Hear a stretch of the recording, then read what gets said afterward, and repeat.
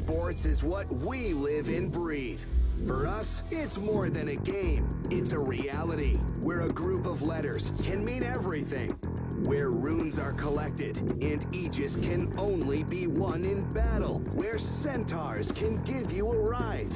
Where the true heroes are those in front of the screen. GG Bet. This is real.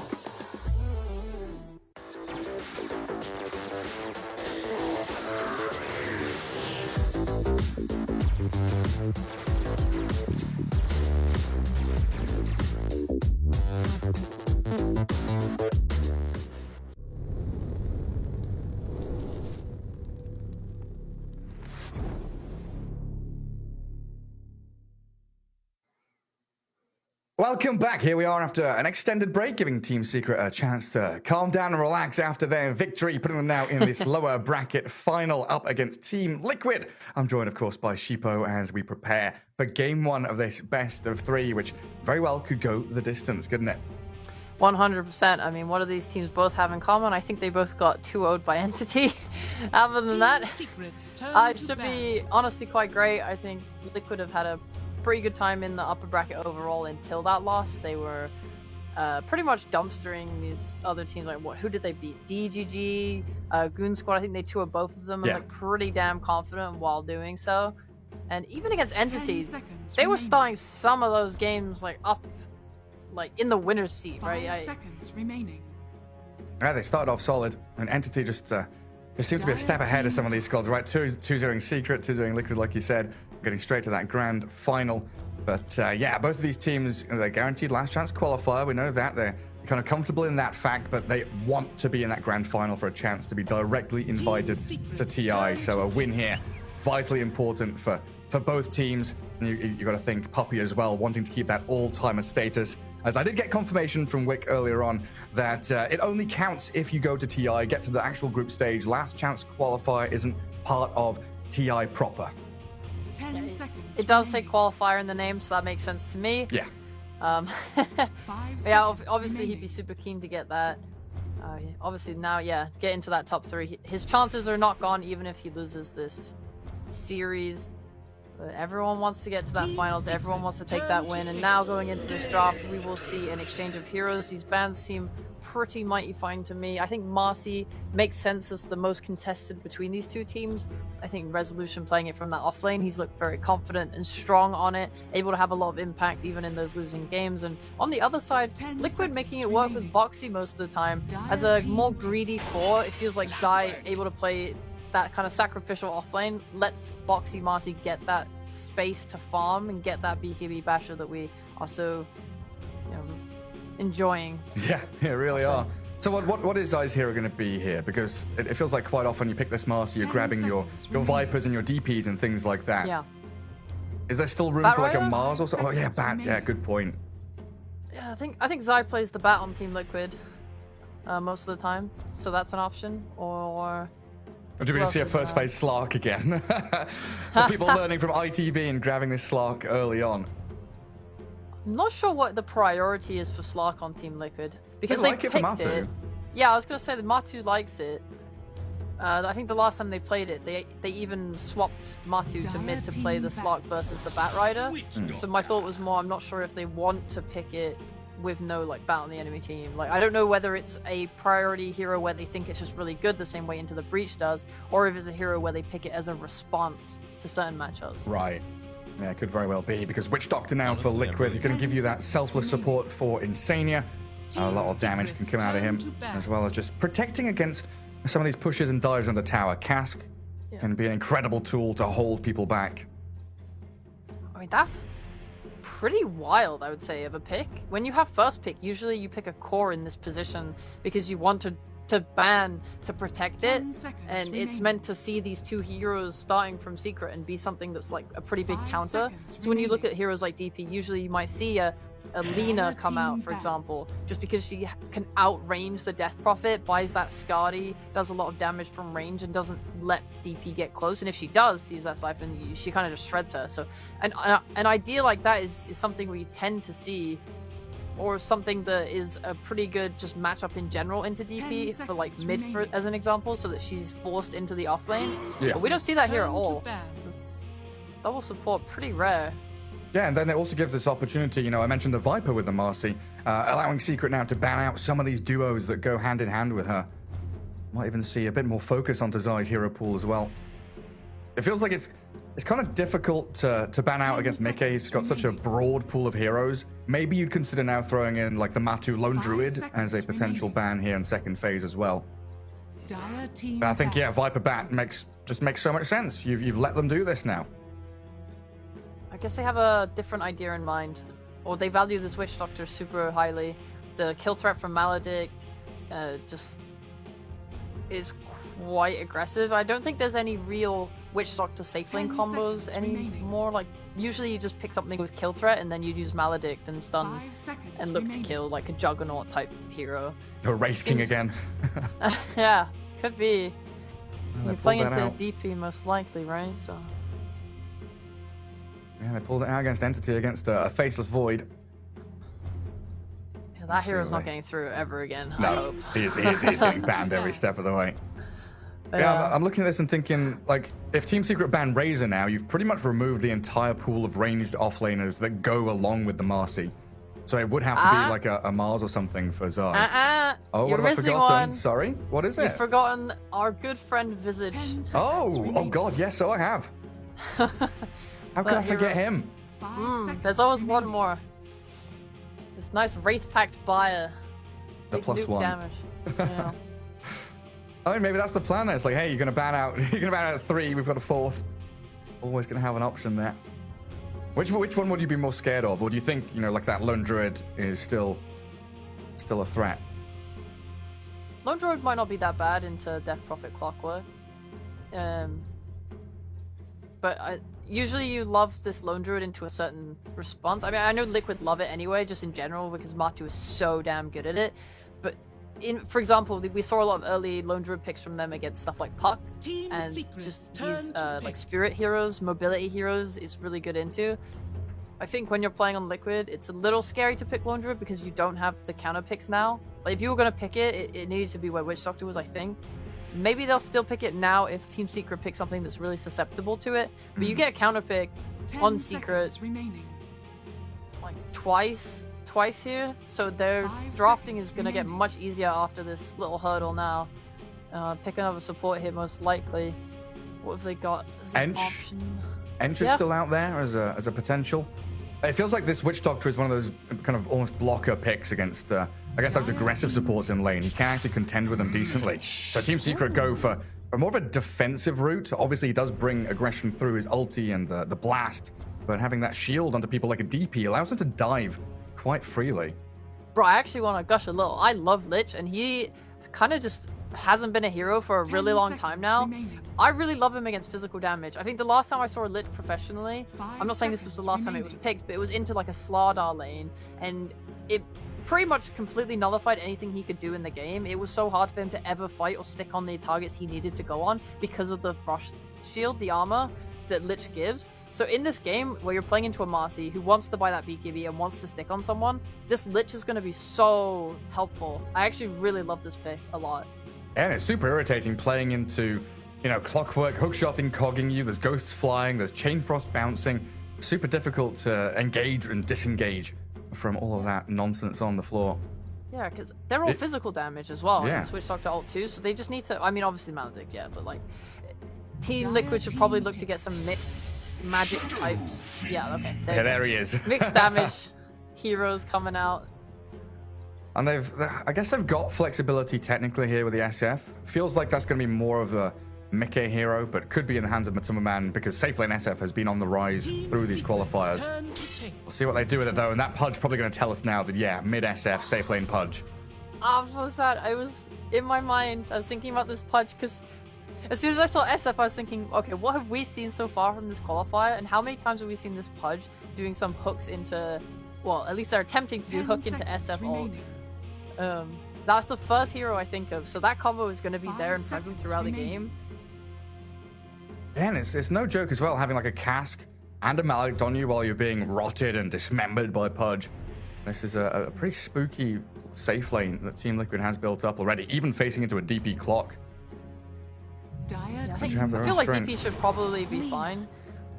I like the Lina as a response, because if this SF does go physical damage build and that Dragon Lance and stuff, Lina is, like I already talked about in this draft phase already, able to outrange heroes like that. It's sort of a similar concept to seconds like remaining. Sniper, except I don't think you can really Sniper into Marcy and Pudge. It's Yeah. just a little 5 rough and seconds scary. remaining. Gonna be a bit difficult. So yeah, Lina Team there. secrets turn to bad. Probably gonna go that physical damage build. That moves DP pretty much guaranteed into the off lane, so you've got this last pick for Crystallis. And they already removed the monkey, Team Liquid. That's been his real mainstay hero, his go-to. 10 seconds remaining. For him, I'm just looking for something that can 5 be seconds more of a body. I think right now they're playing a lot. Actually, it's not that bad. If DP gets an early BKB and Clockwork can always hook in, you have two heroes that are willing to sort of go in there and split the enemy heroes Dire up. team Nina's back. definitely going to be your backline damage. Your ability to pick off right now is pretty good as well. A lot of nukes.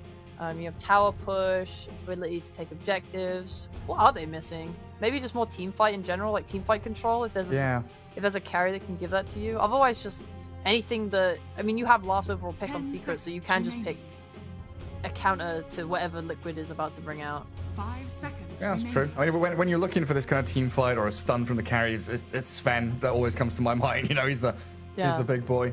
So I think I like Bloodseeker. ooh, that'd be pretty good. The shard up against this Pudge, always handy. But now we're getting to these last bans. Secret, they ban the Visage now, so Zai's hero pool shrinking even further and further if we are looking for that ranged hero. And Liquid, yeah, Bloodseeker's out there. Team Slark is secrets out there. turn to bad. Good call on the BS. Ah, sad. Yeah, that's probably my favorite, just thinking in terms of BKB Pierce and just ways to make it so... Like, this SF is going to be having a bit of a struggle. When Clockwork hits level 6, I'd like to see Team Secret smoking up to try and kill him with that, because he's a very susceptible 10 hero to seconds dying remaining. before he can finish a BKB. Is Nature's 5 Prophet seconds a remaining. hero Zai could go towards here? There's another ranged offlaner, and it does give them a bit of tower push, which it feels like they are lacking. And also the ability just to play that Liquid style, right? Similar to what Nigma do, where it's just dogpile. You send heroes across the map, you're all grouped up as 5, and you're playing together. Having a TP helps out. If they pick Nature's Prophet, I think that might open up a Spectre pick for Secret. Okay. When you're playing SF and Nature's, I mean, the Spectre ult would be so effective with Ags. As long as your team's able to fight early, maybe Lina could go Magic build as to make up for it, to make up for Spectre. Dire team We've seen pick. Spectre struggle the worst when she's pressured really hard and can't lane, because she struggles to farm the jungle. But yeah, Nature's Prophet, I guess like the lane pressure would be pretty bad to deal with, but it would be a good response. I'm not sure about the Nature's. It's just very counterable, I think. Yeah, and Razor is still 10 out there. seconds remaining. So the option available. We are focusing pretty hard on ranged heroes to pair with the Marcy. 5 But there's still the seconds potential remaining. here for them to grab the Zai Mars or Yeah. something like that to give them overwhelming team fight with Requiem, with... Oh, wow! Overwhelming team fight. There's the purple pointy-headed boy. Darkseer, so they got Hook, Vacuum, Requiem, Cask, and all of Marcy's kit as well. Dox is a very hit or miss hero. They nerfed his Axe, but 10 actually just seconds before the remaining. draft ends, actually. I want to see... I mean, the carry... You need to be a 5 little careful. seconds Sometimes you can remaining. just pick some hyper-aggressive carry in lane and just click him and kind of keep him out the lane and not let him get XP, because he is very weak. But Marcy sort of makes up for that with her spells. So who would it be? You're kind of dissuaded now from picking the illusion heroes like Terrorblade and stuff like that. Yeah. And like Luna, these Agi heroes all suffer pretty bad into Darkseer. So you might see something like a Lifestealer come out as a result, where the illusion isn't as strong. It's just a little... I'm just thinking, like, it's hard because you have that BKB Pierce disable with Pudge and stuff. You may now Oh, select cool. your heroes. Oh, that works for me, yeah. So Dawnbreaker Not- carry? Yeah, it is. Yeah. I was thinking, like, strength carries. What is there? Yeah, CK Dawnbreaker, something like that. Yeah. There's like an idea of Medusa that was floating around for a while as a counter to Darkseer, because she doesn't really care so much about having her illusion stolen. She just... I don't know, I feel like the shield keeps her alive through the initial like vacuum into wall Yeah. that I saw, and also you usually get a pretty free lane against Darkseer as a carry like that. So that hero's kind of worse now. No one really picks anymore. I feels like Yeah, I like the it's- Stormbreaker a lot more. Very aggressive, able to go fight. Not gonna Yeah. be worried about this Marcy. Especially knowing how Liquid like to fight. You know, mentioning it earlier on, they do traverse the map often. You look at think about heat maps of Team Liquid. They're just bouncing from lane to lane once we get to like 15 minutes in, grouping up and playing together. And it's always so nice to have this Dawnbreaker paired with someone like a DP, someone like a Clockwork. These are heroes that get in behind enemy lines that are actually, kind of under threat often, but able to heal or initiate or stay alive that little bit longer through Solar Guardian to actually catch up with your Lenas, your Liches, to get that magical burst towards the team fight. Yeah, you're saying good things. I Thank like you. it. I love it. You're so smart. Good boy. Good boy. Nice Dota point. Yeah. Oh, sorry, I didn't mean for it to go that way. Give me some battle pass levels. Yeah. Here's one level for you, sir. What? You've Good got like job. 1,000 of them. Give me 20. Give me some more. Maybe if you get all your predictions right. Okay. I'll try. But here we go. Game 1. Best of 3. Liquid up against Team Secret. Of course, Team Secret did have a bit of a warm-up against ITB earlier on. They won in that best of 1. Or game 3 of the best of 3, whichever way you want to look at it, earlier on today to get themselves in this spot. As Liquid, I mean, coming into this, obviously having to prepare for 2 teams, but probably preparing more for Secret, knowing the caliber of this squad and knowing what they're going to be bringing to the table. Are we doing our predictions then? First player to get 15 denies? I don't know, SF, and then I guess Secret for first roast kill. How long will the game be? I don't know, 30... these games will go really long. 37 to 44, and then highest net worth by 25. 37 to 44, 60 plus minutes. Oh, fine, 60 plus minutes. And then highest net worth at 25. Lena. Rezo. Oh, okay. 30 seconds to battle. Okay. Could be Lena. It could be Rezo Lena. DP, okay. I mean, I love the Rezo DP, because I feel like his lane's going to be really nice. It's against a Pudge. If he doesn't... I mean, we've seen DPs get hooked twice and die twice and to this Pudge lane, and they still come back and recover and get to that high net worth position. And I don't think they have... I guess they could do a cask into a hook. That's probably the biggest thing they have to be careful about in this top lane. The battle begins. Yeah, especially if you're chasing the Witch Doctor down. Oh, Matu missing his hook top or down at bottom. Boxy rebounding away. So Secret getting their hands on 3 bounty runes. Early days here. Boxy gets that final one out on the map. But yeah, Zayat's up at top. He was actually able to take the rune before Matu could hook it. A pretty close one. Shame for him. But good. Good for Secret. Oh man, look at bottom. Okay. This Darkseer, he's being held away. Frost Blast from Lich. Chrysalis was there zoning him away. It looks like Boxy's going to try and come in. Secure whatever last hit he can as the Marcy gets on top of Puppey. Iron Shell doing a bit of damage, but this Celestial Hammer, it's a serious problem for Boxy as he gets Frost Blasted, and the Fairy Fire is required to keep him alive a little longer. Crystallis trying to give chase here. He wants that first blood money. He wants wants it more than anything else in the world. He's got a hammer. Boxy's trying to juke him, but there we go with the burning damage. Crystallis needs one more tap in the back of the Marcy to get the first blood for Secret. Yeah, you're not even losing that much in the lane right now. We're on to the second waves, and it's pretty reset. He got the solo XP for that first blood as well as the gold. And now he's just going to ferry himself out boots and a clarity.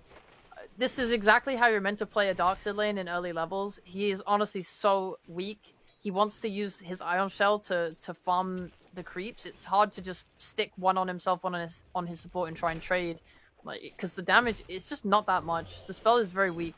So this was really nice from them to just instantly zone Zai out of the lane. And then honestly just punish Boxy as being the only one with the shell, the only one that can do damage. And because Zai's not going to do anything, you know? So if you can go on Boxy like that, it makes his lane much harder on Zai. Yeah, that's that cool adaptation, right? Usually with Dawnbreaker lanes, and it's usually in the off lane, we're waiting for level 2. It's like, when does Dawn hit level 2? When does that kill happen? But here in the safe lane against the Darkseer, they make it happen a little earlier on as they continue fighting with Zai and whittling away at his resources here. Boxy does get a nice large camp pull, so at least the wave will be dragged back towards Dire's side, and Zai can get a little bit of that farm back towards himself. There can be a lot of focus on his bottom lane, though. Oh, that's true.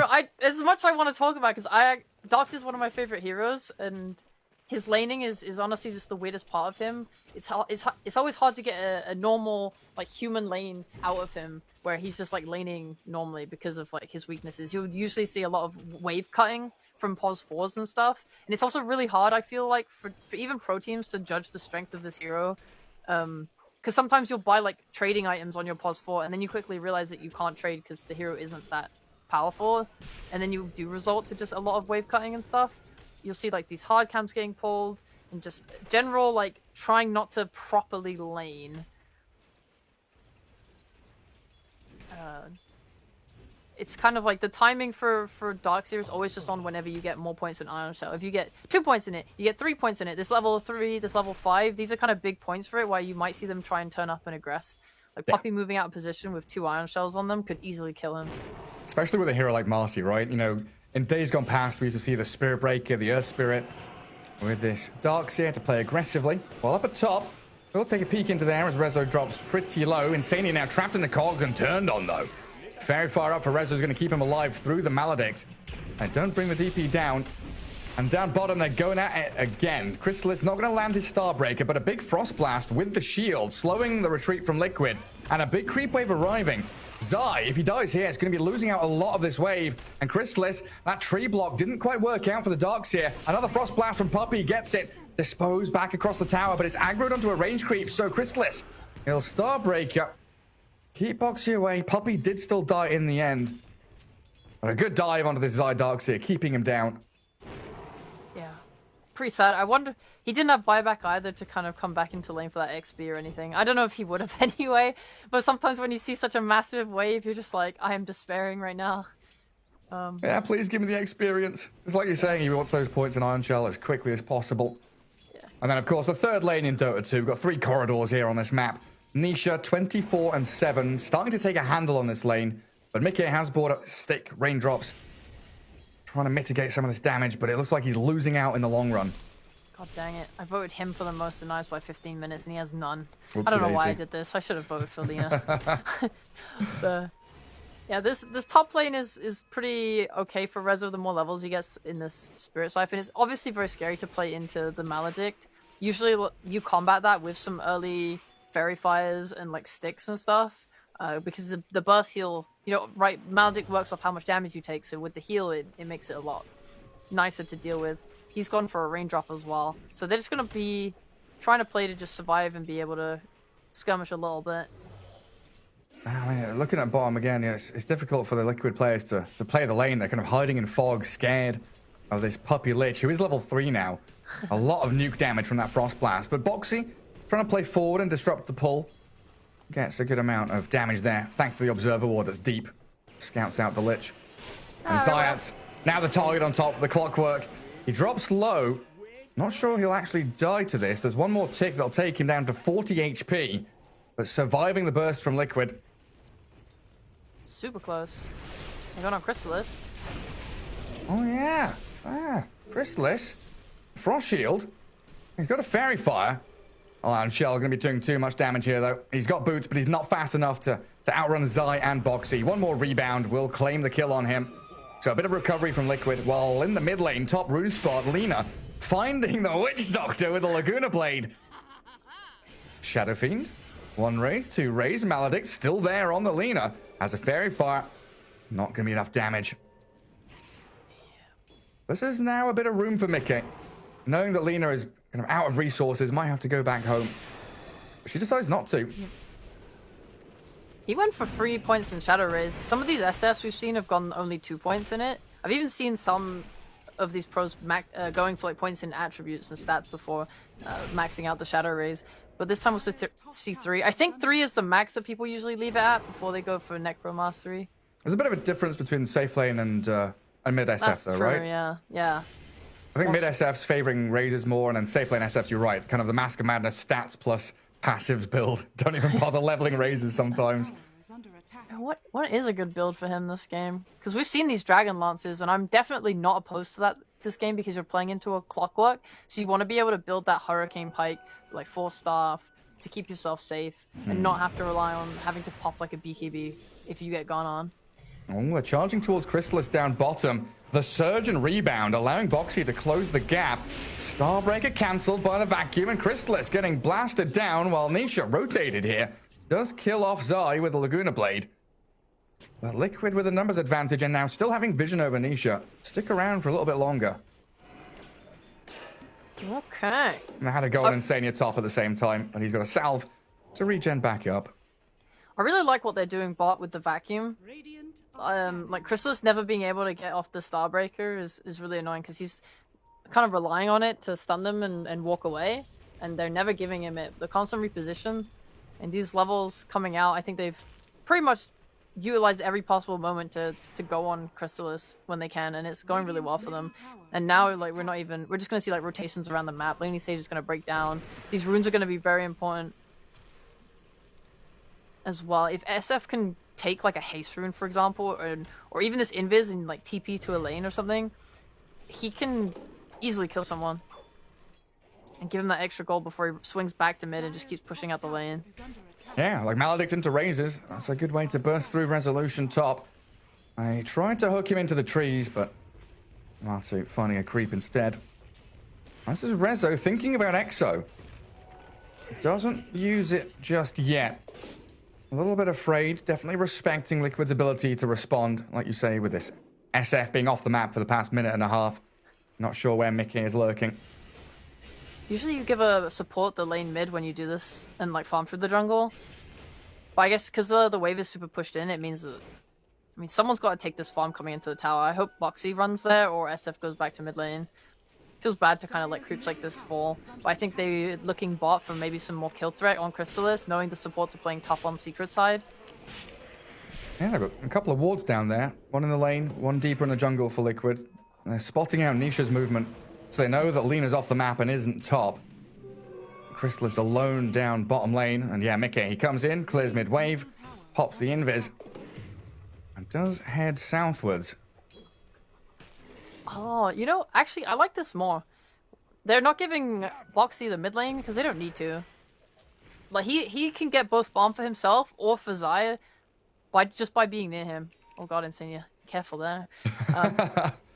Come on, dive me. Level 4 clock. Is he going to see the TP in time? He'll find Insania's Witch Doctor trapped inside the cogs. And it's likely it'll be the tier 1 tower falling. Rezo not even opting to use the exorcism just yet. I was about to say, if they can keep that, that would be really massive. Because then they can use it for like a mid fight, or like when you take this top tower, you have the ability to walk through their jungle, force Pudge out of it. Pudge struggles to farm Ancients, so he doesn't feel quite comfortable with this, which is why we might see Liquid move Heroes bot and try and take that tower in response. Because if you're not taking bot tower and you're losing top tower, then your mid's going to start to have the ability to get pressured as well. You don't really have very good team fight. You'll be more relying on punishing with like rebounds in and disposes, or like a hook, maybe if Matu's playing around mid. Like your mid defense is a bit scary. It's more on just trying to push those waves out preemptively with the Mickey raises. A nice little sidestep by Chrysalis. And also the fact you could just have this Dawnbreaker sitting bottom, defending tower, shoving waves. Liquid don't want to go fight top because they know that Solar Guardian can come and bring the numbers for Secret. And they would have to have a full 5v5 to defend that tier 1 tower, so they're just going to let it die. Liquid instead, yeah, like you say, kind of focusing on cutting waves down bot. Matu, Zai, and Boxy all down here. Well, this is where Secret have the options. Now, Liquid are kind of committed down into bottom jungle with the vision and the placement of heroes they've got. And Secret, they can farm top, they can push out waves, take over their ancient area. Now, Nisha's got his travels. He's been off map for a solid 3 minutes. No one's seen the Lena in a long time. Yeah. And now we're taking 5 heroes bot. This is... If you're afraid, if you feel like they have one up on you, you need to just commit this many heroes. Like 4 to 5 heroes just to take a tower. And it's hard for a Secret to respond to that because they're not set up. They're doing the move I was hoping they would on Secret side, getting Xayah's level 6 and then looking mid for the SF kill. But Liquid are kind of already ahead of that move just by going bot instead. And I think if they TP here on Secret, they would feed. So it makes sense that Chrysalis is just going to TP top as a result. Yeah. And now they're just or pressure this mid at least instead. Maybe Liquid can respond with like a smoke into it, or maybe they might just have to let it go. Like I said, they need to rely on this like hook and stuff, but Matu TP top. Super challenging to come in and collapse on Rezo. Has Yules, raindrops, Level 4 Spirit Siphon, very difficult target to latch onto. And Zayat is also bodyguarding that top jungle, making sure Matumba Man doesn't have an easy access point back into his outpost area. A Secret, firm grasp on his first 15 minutes. Zayat's eyeing up Matumba Man and gets the hook shot straight on top of them. Solar Guardian for good measure. Liquid, they're not going to be able to respond in time. They will jump forward with Boxy, but he's stunned mid-rebound. Now the Chain Frost goes across to Insane. He doesn't bounce any further. Zayat has the Death Ward on him, and the wall's dropped onto him and Rezo. But Secret, they got the Pudge, the Marcy, traded the Clockwork for it. They are super happy with how that went. Maybe Mickey might have surged up and runs away a bit ballsy there going forward. Dox is a bit of a weak one. Honestly, he went for this mech build, but his spells don't really do that much damage until A, he gets more levels, and B, the enemy gets more levels, right? When you use this Wall of Replica, a lot does stand on the strength of the enemies to hurt themselves. So we saw there that wall didn't really do too much. Yeah, Liquid looking for answers. Need a lot more time for this SF, though. He got his Dragon Lance working on BKB. But that's going to be the key timing for Liquid to actually start playing the game that they've set themselves up for with this draft. Yeah. And there are ways to initiate, like you've been saying, it's pretty difficult. It's rebound in or it's hook out. Oh, that ward on mid is really nice. The Zayas just placed. They're going to see so much now. If a hero even like pokes his head on out into the lane, they'll know where everyone's stationed and standing. And how many people are going to be behind Mickey in a move like this. Oh, what a nice ward. Yeah, sees everything. Yeah. Oh, Matumba Man given that bottom lane. Try and reconnect in with him, but Liquid opting not to smoke. And Team Secret, they can spread out wide. You know, Chrysalis has had plenty of time to farm up top, closing in on his BKB. While Resolution looks like he's... he was thinking about that greedier build we saw from him previously, the Boots of Travel, but he's opting now just to go Yule's BKB, knowing that they can hit this timing around the Lina and the Dawnbreaker. Triple BKB for Secret is going to be huge. Yeah, Secret understand that Lina is going to be their carry this game. That's why they pick a semi-core like Chrysalis on Dawnbreaker. And he's not going for that Deso because he knows all he really needs to do is just get that all off, get in the middle of things with that BKB and fight. And Nisha's the one that's going to deal that damage, even Rezo too, on that DP. So their timings are pretty simple. Just keep farming up Nisha as much as you can. He doesn't really have to stress himself to fight and make moves. Just everyone else go make plays, let him hit creeps, Dawn connect with ult. That's sort of how they want to play. For Liquid, it's a little bit more complicated. Doxy used to have this timing with Ags where you would have... Oh god, they're going in straight up. Yeah. The hook shot lands on the Centaur, though. And now the hook back. Ooh, scrapes behind the Dawnbreaker.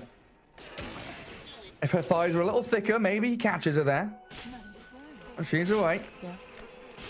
Now that's some cooldowns that make Liquid have some breathing room here. At the very least. And they want to go play back into bottom jungle. They see Rezo showing on wave. He's going to TP straight away. Pudge, hook. Oh, he lands it! Matumba Man. He knew exactly where Rezo was standing, and in comes Boxy with Insania. Burst through the Death Prophet. That's the window they open up for themselves. What the? Did he even have a ward? Or was he doing it on a wave? Sorry. He ran back from the wave, and I'm not sure if they just saw him start to TP. But it was good from Matu, whichever way you look at it. And they're going for Zayas now as well. That cask bouncing back onto him. Frost Shield trying to give a bit of safety here as he hookshots in towards Boxy, and the Chain Frost bounces off the creep camp in towards Boxy. Back to Zai as Insania does finish off Zayats in the end. Another couple of Liquid kills. What do they amount to? Like, Lina's still farming, Dawnbreaker's still farming, these BKBs are coming. You're waiting for your own timings. The Matumba Man Pudge Ag's gonna be a big one. Gonna do a lot of damage. I just saw the replay back. It looks like he guessed it. What a giga chat. Yeah, the creep wave wasn't in range to see it. Yeah, I'm just thinking like... So, Dox used to have this Ags timing, but they changed the Ags to be the normal punch now, and it's honestly not that strong, so you have to go differently. So, they're playing more for just like Pudge timings and having heals and auras and stuff instead on this Doxy, so he's more of a supporting cast. Because yeah, it used to be a lot of damage with the double Ion Shell and like how long it would last, you could push out waves really well. Now Zai's kind of resorting to just like playing these side lanes. They're hunting on Secret. Should kill Insania. Oh, they absolutely can. It's a simple one. They could just keep looking for pickoffs like this every time there's a hookup. That's like their main form of initiation. And even if they find these big boy cores, having the ability to have Chrysalis coming down on top with that ult, it just has that security there. Like, you have the damage, you have the control until these BKBs come out. And like, Matu's not going to have one for a long time. He's going Ags. Yeah. Mickey's is probably the biggest one you need to think about. I mean, this Pudge, you've got to keep your eyes on him, though. You know, we saw ITV utilize him so very well as they scaled into super late game, right? Yeah. With the Ags, the BKB, the Refresher Orb. If he's able to actually get in on top of someone like the Lina, like the DP, you can hold them in place for a long time, but in the mid lane, the Solar Guardian coming in, the safety net given by Boxy, disposing SF away. And he will use up the Marcy now as Chrysalis vacuumed into the wall. Requiem comes out onto Death Prophet and Resolution. Oh, he pops his one. Spirit siphons up. The Rezo DP still alive, and as is Chrysalis. They do finally kill them off, though. Insania getting the final blows on them as they trade 2 cores and the big rebound. Boxy is straight back in on them. Zayats has the hook shot. Where's the rest of Liquid, though? They're surging forward, trying to chase. Oh, the cogs trapping Zay inside, and Zayats still fine. Oh, is that an evenness trade? They lost 2 cores, or at least 1 core on Liquid. Felt decent for Liquid. 2 cores now. Oh, one Zay hit. gets away, and Puppy the one to die. Mickey, he can't face against Nisha's Lina from range, and Zayat has gone back in with the cogs on Insania, but the right-click attacks onto Mickey, kill him! The BKB wasted. Lina with the long-range right-clicks take him down. What a long drawn-out fight. Lots of what a different wild chasing. fight. Yeah. It's like explosive, and then it cools down, and then we chase into another chase, and it feels like a lot easier for Secret to go back in. I mean, this Boxy went in so far, but no one has like a blink dagger or any really good connecting spells to catch up to him. So he just got a little bit too far ahead. Like, the idea is the surge, right? But I think he was on cooldown. So they couldn't quite get there. I like how they were disengaging. That's like a pretty nice thing about Liquid's lineup is they're pretty happy if they can force the Dawnbreaker ult and then get out, or even an Exorcism or a BKB. So if they're able to kind of poke, force that, and use Surge and Vacuum, commit whatever you need to kind of get out, then they can reset and look for a fight. Or when Secret starts to turn away, then they hit them with like a hook or something. There's a lot of ways for them to sort of catch and kill. The Dispose to is there. Secret are much more reliant on this. We're hooking in, we're gonna burst you, kill you, and then get out. We've seen a couple times now this Chrysalis ult being used and not like sticking the landing because they're able to disengage. And it feels like, yeah, Team Secret's initiation is much more linear, much more telegraphed, and Liquid with a lot of little nuanced plays they can do to disengage. But honestly, off the back of the last couple of team fights, I think the biggest thing is how much gold Insania's got.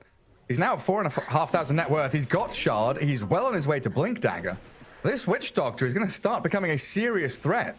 It's really nice, this Shard, the ability to waste so much time. Like, if Clock goes on you, he can just use the Voodoo Switcheroo and let his teammates re-engage. You know, as soon as Secret kind of pile in and jump on you, that's when the Dark Civ Blink Vacuum combo comes out. Yeah, it's like 3 seconds doesn't sound like a long time, but in real time Dota 2 teamfight terms, 3 seconds is an eternity. That's half of a BKB at max usage. Yeah. We're smoking into each other. There is that Ags on Matu. The BKB's off cooldown. Ready to fight. In Secret, what do they have? They have a crit on Lina. She's starting to hit really damn hard. Rezo has that BKB coming on the courier as well. They smoke up and look for a little engagement, and because they're not giving it to them and because they're showing Rezo on bot, they're just going to swing right into the Roche pit. Yeah, Team Secret, they've got to react quickly to this.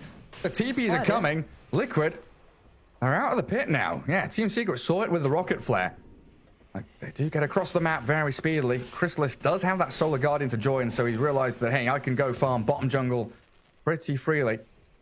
Dude, it's so low. Like, taking it to half like that makes Roche so much... Like, the tension rises so much. It's no longer a full HP Roche that we're going to fight about. Like, if you think you have the damage to kind of quickly kill that, you know, what's to stop Secret from stealing running in with BKBs and just trying to kill it as quickly as you can? Because the Darkseer is not going to do that much to it. I guess you got to be careful because there's hooks.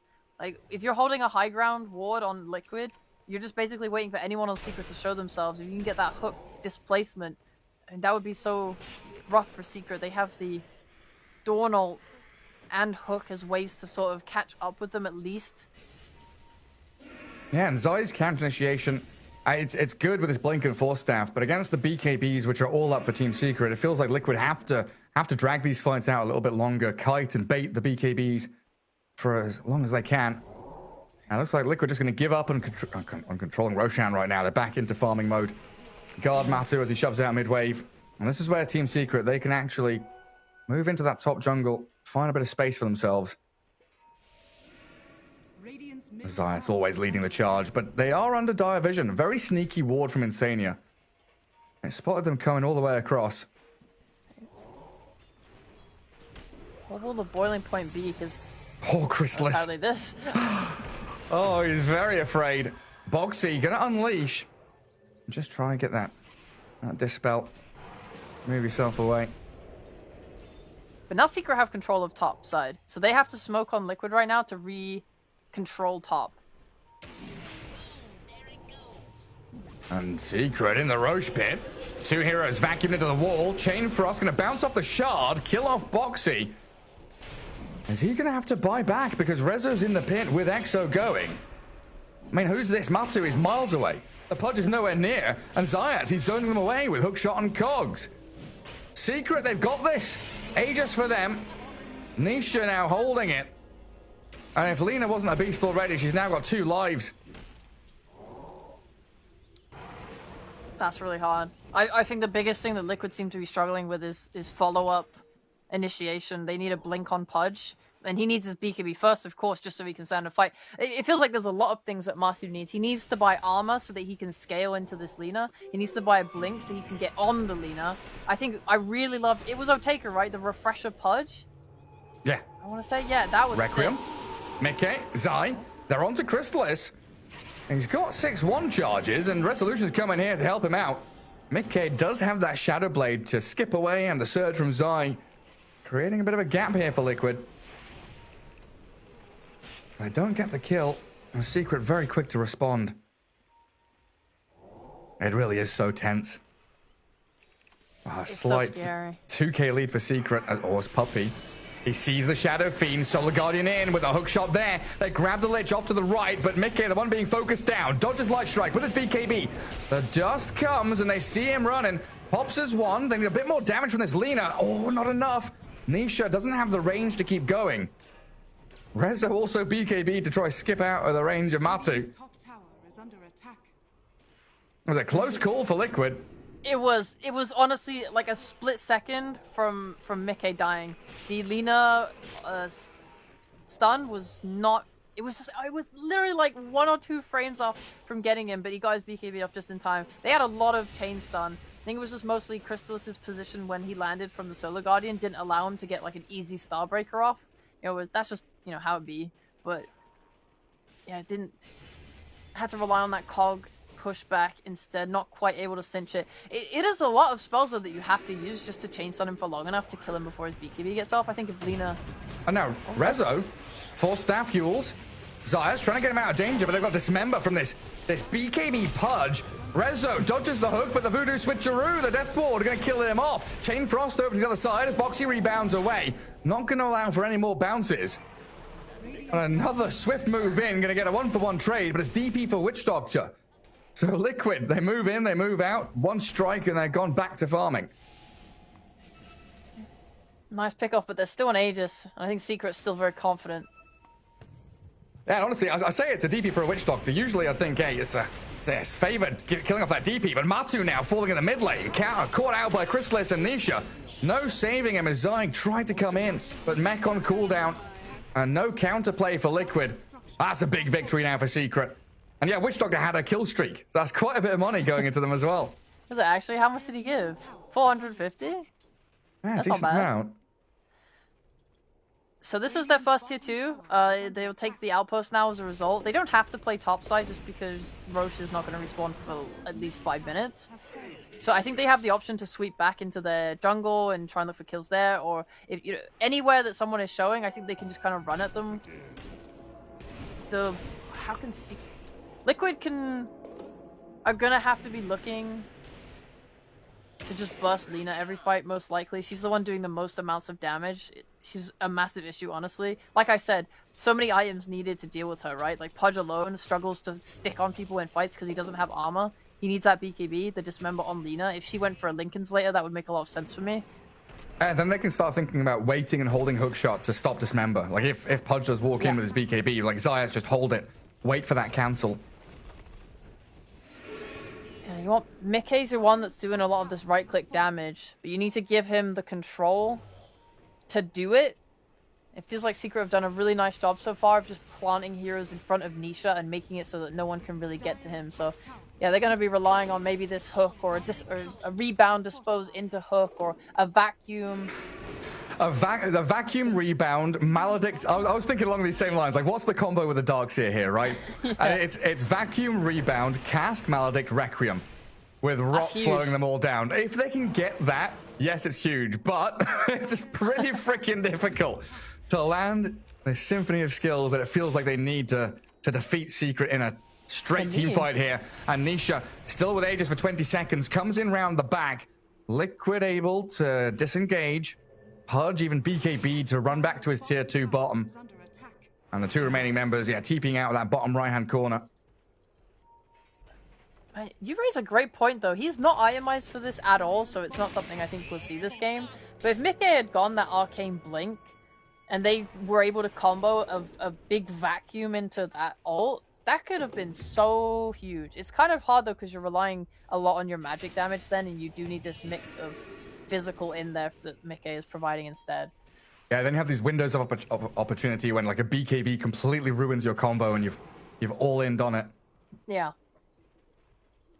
So I understand why he hasn't gone for it, but God, that would have been cool as hell, bro. That would have been sick. It would have been. Liquid now very afraid, though. Looks like they want to move out of their base and smoke from a safer position, maybe expecting base wards or high ground vision here from Secret. At the very least, regaining control of their ancients. Yeah. You're not fussed for this top side of the map yet. It's something you're thinking about, how you want to tackle it, but there's no Roche to fight for. You're okay giving it to Secret for now. And also, Liquid's wards, they're all bottom. So the quicker that they can sort of reclaim the ancients and get back to that space is better for them. I think there's definitely Secret are getting much more out of the map right now. The network distribution is not the worst, though, I'd say. I think Lina obviously is really racing ahead. She's like, Nisha's like definitely the biggest issue right now, but everyone's sort of keeping up with each other. Liquid are not that far behind by any means, and you see now Matu going for that armor, going for that Shiva's Guard. Maybe Darkseer could look for a halberd as well. Anything that stops Nisha hitting. Yeah. If they can get it off before his BKB. They'll jump in. They find Puppey. A couple of hits in from Mickey, but he didn't get his BKB off. Wasn't expecting the immediate jump from Zayat. Insania casking back, but he's going to get chased down to the ends of the earth here. Voodoo switcheroo buys the 3 seconds of time, but the Starbreaker perfectly placed as they buy back on Witch Doctor SF. Matu's in with his BKB dismember. The wall is dropped, but Secret, they just stand their ground and continue fighting. Nisha gets the crits he needs. A double kill for Lina, and they're chasing for Darkseer. Yule's up from Rezo, ghosts are flying, backpack won't work. Secret tracking back to find that Darkseer kill, and now the buybacks from Liquid. What do? You're thinking about this Requiem, Mickey fake pumping it, but doesn't want to commit. It's not even that impactful if he lands it. I mean, at that point, you're playing more for the fear on it, just into a hook or something, rather than the actual damage. It's not a buyback that feels good on Mickey. Did not save his comrades' lives, did not get that kills that would have been good. Only getting Zayat, I mean, that's gonna feel bad. And now you're playing under this threat of a dieback at all times in Secret. Looking at this next Roche, gonna want to be playing in that top side of the map. We're gonna see the classic one team takes high ground versus high ground maneuver any moment now. I mean, maybe Liquid will even see that. I mean, they have to fight for this Aegis. It's so important for them, but it's so risky with Mickey. being. I mean, how many 4-stars do you have? You have 2. Lich and Clock. Yeah. Yeah. It's a golden Roshan as well. He spawned 10 seconds. That's all it took. He's back in action. Just need someone to poke their heads in the pit. Get a rocket flare over there. But Matu, he makes the move first. Is he going to try and hook someone? He's not alone. Has people behind him. But the hook shot to safety comes from the clockwork. Going back to the creep wave. Liquid, they brought all 5 up here. So plenty of room for Crystallis to shove out that bottom wave. Oh, look at how quickly they're going. Liquid know they need something off the back of this. And they brought back this SF. He needs momentum. And They're just going to walk it into the pit. They TP'd bot. They shoved bot. This is a great time for them. Another Aegis. Even a shard there. And who do we give the shard to? Like, Lich already has DP one. probably? DP. Dawnbreakers is pretty good. Oh, yeah, that's true. I would prefer DPs. I really love the fear on the Siphon, especially because it feels like it's easy for Rezo to kind of walk in. Like, Mickey feels so pressured. He's the one that's doing a lot of the right-click damage that's meant to kind of kill the Death Prophet. But she already has a halberd, he has a plate mail, he really doesn't care. So his ability to stick in these fights and just use the Siphon and get that fear is going to be massive for him. Yeah, a lot of problems for Liquid. Like, Nisha so far has had a perfect game. Closing it on 400 CS, 35 minutes in. 8-0-4 for Yelena. And always positioned perfectly. Like, she's got so many frontliners that can just go and face tank these fights for her. So she's actually just able to sit there and launch damage in. Well, Zai has to blink away, knowing the Lena was on her way to this Ancients area. You talk about a perfect game. Now they have to perfectly siege high ground. So, you have a lot of fear. If you're grouping up to push a high ground, that's when Darkseer could get his vacuum. You know, like we talked about, they have quite a fair few spells that could combo into a hook from Pudge. You know, any hook that lands and gets you under the tier 4s even, or just fully out of position is going to be super rough. I think DP doesn't have a blink or anything yet, so she's not going to be able to kind of jump in with you. She'd have to run in with a BKB. I think if you can... Oh, the catch. Oh, gosh. Oh, God. Get the force dash back. Nice play to get Matuma Man out of there. A secret, they popped the Exo, and they did spend the hook shot. So there's a good 35 more seconds now, where Liquid don't have to be so afraid. The hook, though, catching Boxy. They wanted to drag Nisha back in. A little bit of misplay there, as the tier 3 is down, and the racks opened up on by Nisha, holding that line. But there's the back. The Requiem, no, it's coming a little late. The BKBs are already out from Secret. They lose their Boxy Marcy. And this Death Ward, yeah, it'll zone them away, but Liquid didn't get the perfect initiation they needed. My game froze for a couple of seconds, and I think Liquid's hearts froze as well. Yeah, they had like 2 to 3 different ways to try and defend the high ground. The first was that rebound into the hook, which unfortunately was a little missed. And then there was that vacuum, which again didn't have the impact they hoped it would.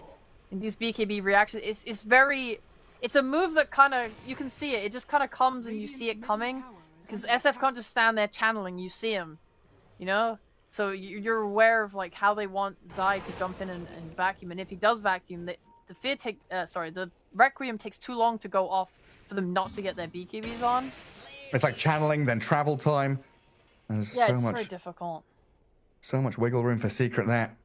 As they still have Aegis on Lena. Pushing out that top wave. Melee racks at 500 HP. Something they can go in and finish off. Liquid not going to give it up for free, though. They will continue fighting for every inch of space on this map. It is pretty simple for Secret with this Aegis to just walk up and hit. They know the cooldowns are there, so they can just do this without fear. The only thing they have to be aware of is this hook, which he's standing in creeps, positioning really well on Nisha. Not going to give him it. Yeah, just like that. Walks through the creep wave. No hook landing. We do, and the rebound in from Boxy. Counteracted by the Solar Guardian. Crystallis rejoins his squad, and another missed hook from Matu.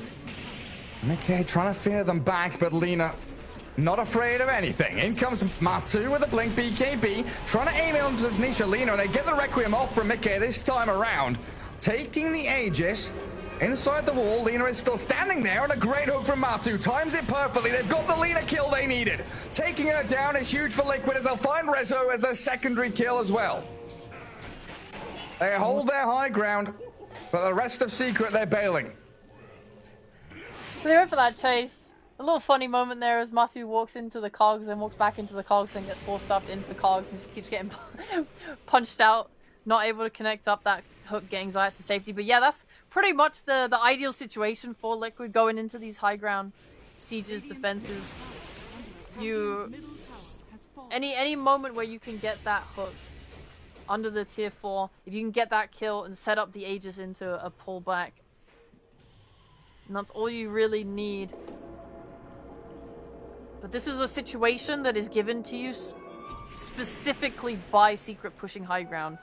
Now you're back out on the map again. You have to look for other ways to kind of punish these moves. Is it, are you gonna try and hold a space, get that hook, start that initiation? Are we looking for a new item by Mickey? He's going for a Satanic, but it feels like he needs a Satanic and, a Daedalus to be able to output the same amount of right-click damage that Lina is. Yeah, I'm gonna start going for that refresher. That's hype as well. Yeah, having that double BKB, double dismember. That's definitely a way to lock down onto that Lina. And they've got to start thinking about next Roshan as well. And take control of this jungle, get your vision down. And this vision does give them a glimpse of Puppey, but in comes Zayas and Crystallis, chaining their stuns, but Liquid have the BKBs.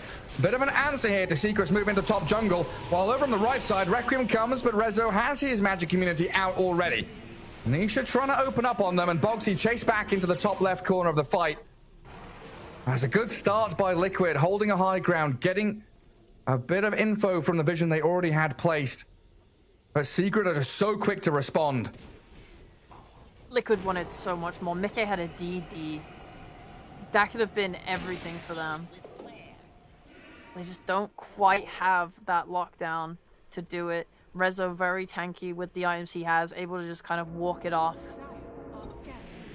And as Mickey, you don't want to overcommit. You don't have that Hurricane Pike, the ways to force yourself to safety. But he's not even going for the Satanic anymore. He's now going for this Butterfly. He is going for damage. He really wants to be the one that is killing heroes for his team. And that just means, they need to focus on taking a fight outside the base where they can start with Matu's Blink and Dismember, followed up by Mickey just bursting them down with that right click.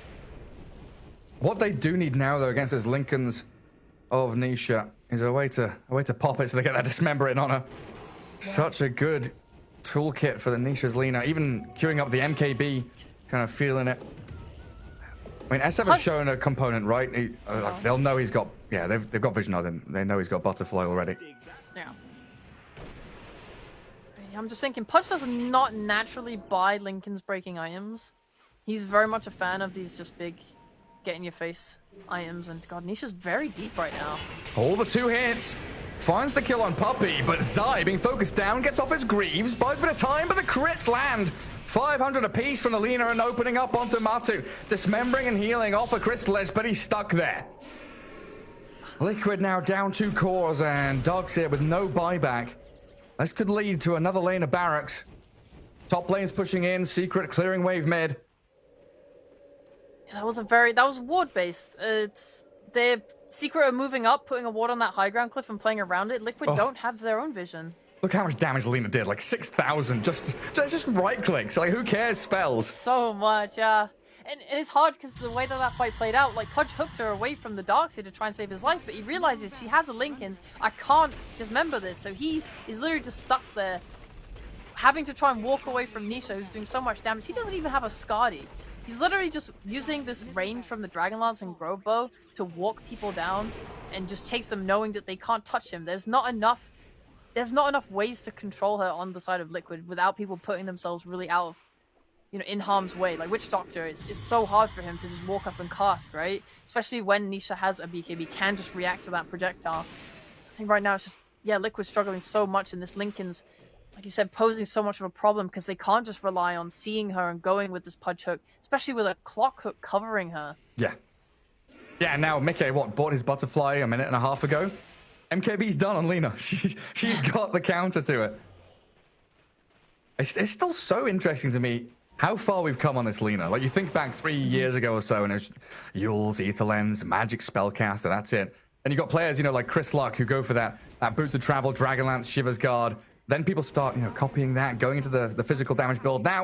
Now you've got the option, you know, go back for the Axe and the Shard, but it's still just this artillery cannon of right-click prowess coming out of Lina's nowadays, allowing her to, you know, traverse across the map with bots, get a lot of quick farm, and then launch out this, what's her range? Like 770 with Grove Bow, a bit more with Dragonlance. Yeah. She's a sniper. Well, can Liquid burst Lina at the start of a fight? That would be absolutely massive for them. Let break smoke. They need to catch a glimpse of them. They Boxy don't has have... Basher. Oh, yeah, BKB Basher, but smoke breaks on Rezo's invis. Twice. They've got no vision. And this is going to give Secret the chance to smoke back. Do they go in the pit or do they go for the fight? They're going to hold the high ground. They've got this Radiant Observer Ward up there and they'll see people coming. Liquid know how important this moment is here in game one, but Matu, where did he go? Just disappears. The back wall's dropped, but Boxy shredded by Lina. Standing at ground, Boxy fighting back a little bit. I don't know if it's going to be enough with the Requiem Fear pushing Nisha away. The Force Staff and Glimmer gives a bit of safety, but they get the kill. Lina's down. Chrysalis going about to follow. Shadow Fiend, this Mickey, big boy, slapping into Team Secret. The wall is still there and causing issues for them. 3 down, Roshan open, and all Liquid lose, really. Here's that Pudge and Marcy, and Matu buys back to come into the pit. And no buyback on Lina means they cannot contest this on Secret. They have the hook, so maybe Zayas goes for a Hail Mary rush in there, but that's all they really have here. No BKB on Resolution, cannot get involved, and Liquid is just going to try and block this hook angle. Zayas is still in, though. Vacuumed away, snatch on the Aegis. Radiant got the kill, and Zayas will die for his insolence. How dare you? How dare you? And he did get the last hit though, so you know, mad props, good timing. He did find that angle using his shard, but yeah, God, that fight for Liquid, obviously it really sucks when Matu dies instantly, right? But it revealed where Lina was, and it kind of forced them into a bad fight for them. They are in this choke point on the stairs, right? This big long wall of Zais, you know, catches everyone that's trying to fight in that area, and they can't really move. And they're going to catch on Rezo here. Now. Yeah, they're trying to bring him down. Is he maledicted? He is. So the Rot going to chase down the DP. The Force Staff back up, gets Rezo a bit of distance. And Frost Shield protecting. Rezo will live and gets back to Fountain. But yeah, you're right. The fact that Boxy was able to stand and fight with Sidekick, I did not expect that amount of lifesteal. But hell, with BKB Basher, this Marcy really packs a punch. That's what I was gonna say. Is the biggest point of that fight for me was the Basher on Boxy. Like, as soon as Boxy jumped in there, he got pretty bursted down. I thought that was gonna be the end of his life, but he got the bash off, and the BKB ran out on Nisha. Suddenly, he's standing in a wall, you know, under these illusions, taking damage. Mickey hitting from the low ground, obviously not ideal for him, but between the bashes from Boxy and Mickey being able to move onto that high ground, he also timed his Requiem with the end of the BKB on Nisha. So, like, all these things together, they were able to finally control him. Matu obviously just being the one that gives his life for it. So they don't have that in the future, right? The Aegis was given to Mickey, knowing he's the DPS, but it does mean that if Matu dies, he is now dead. And that could be a big point for Secret in their next fight.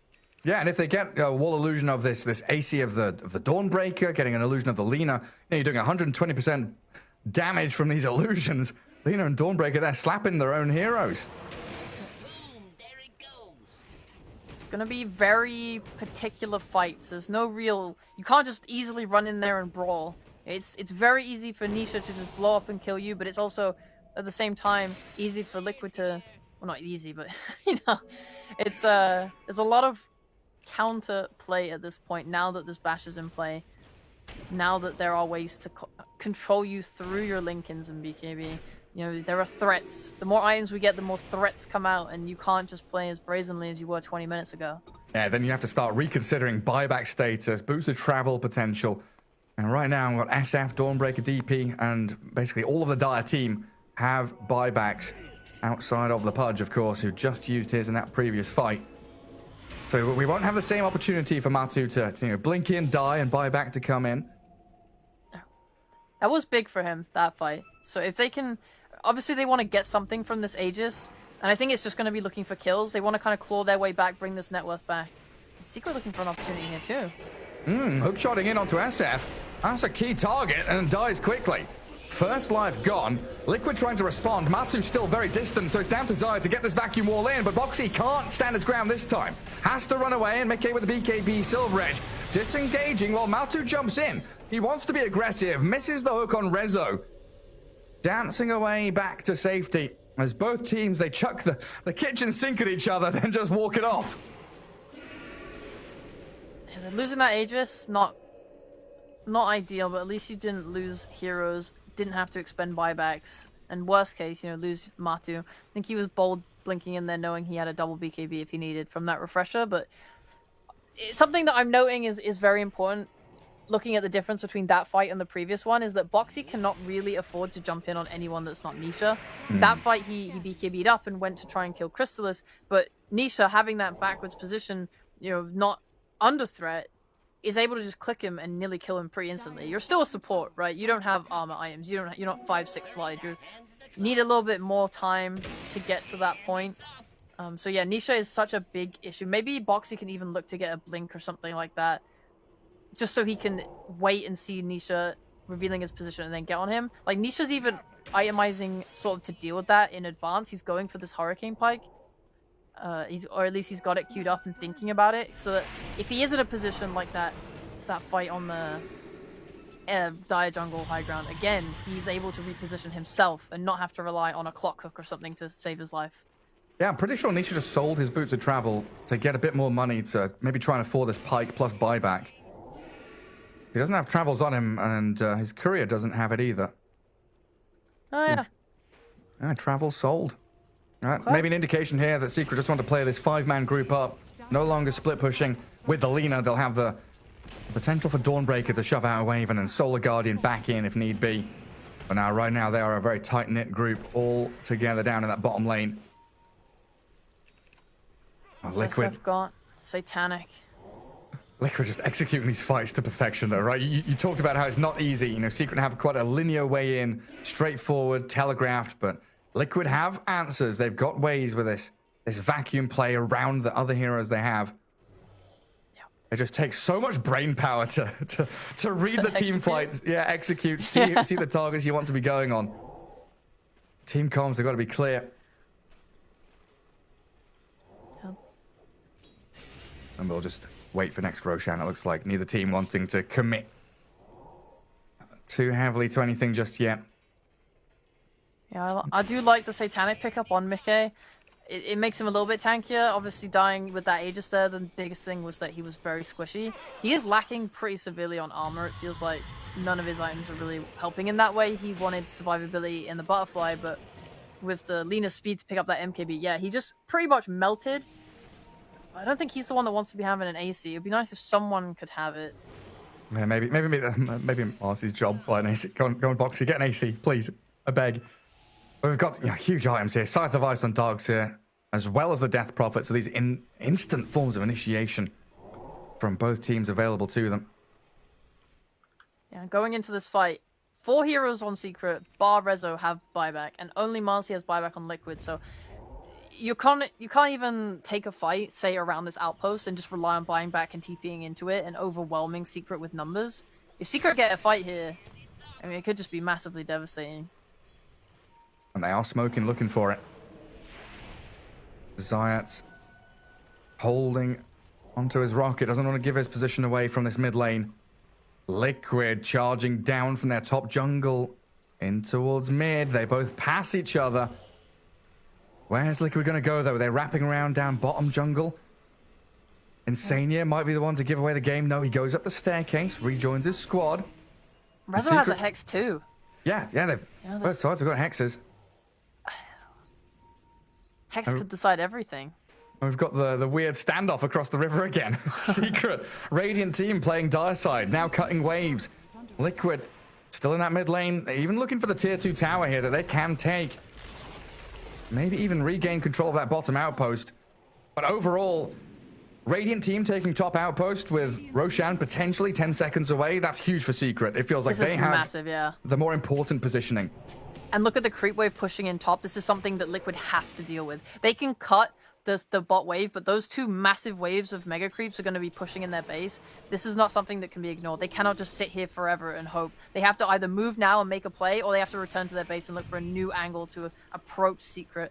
Secret definitely in that power play right now. We know, of course, 2 minutes until Roshan, but the teams, they're thinking could be now. Every second for the next 3 minutes. It's like, oh god, Roshan, he's alive. When's our time? And yeah, they will start filtering back, TPing home, defend against the horde of creeps that's aggressively moving onto your tier 4s.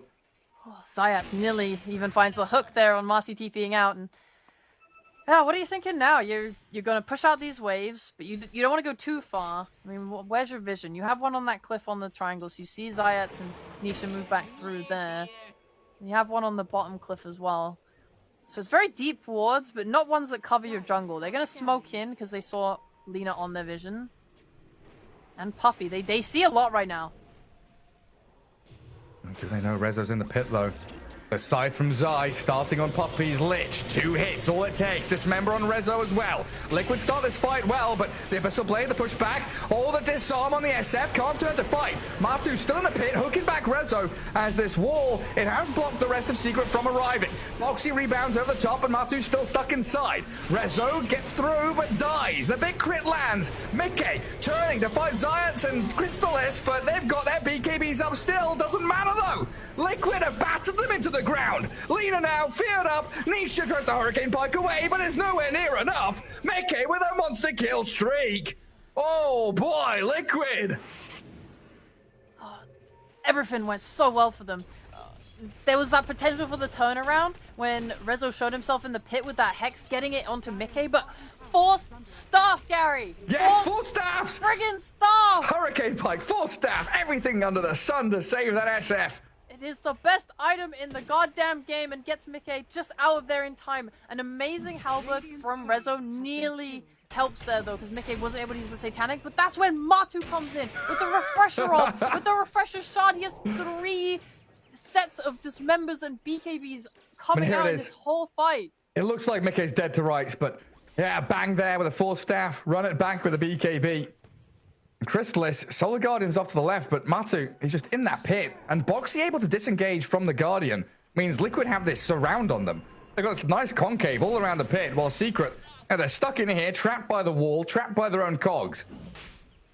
I mean, how good was it for them having that ward? Like, this whole smoke move around play that they made paid off so heavily for them with that ward on that cliff that let them see Lich, let them start the fight the way they wanted to start it.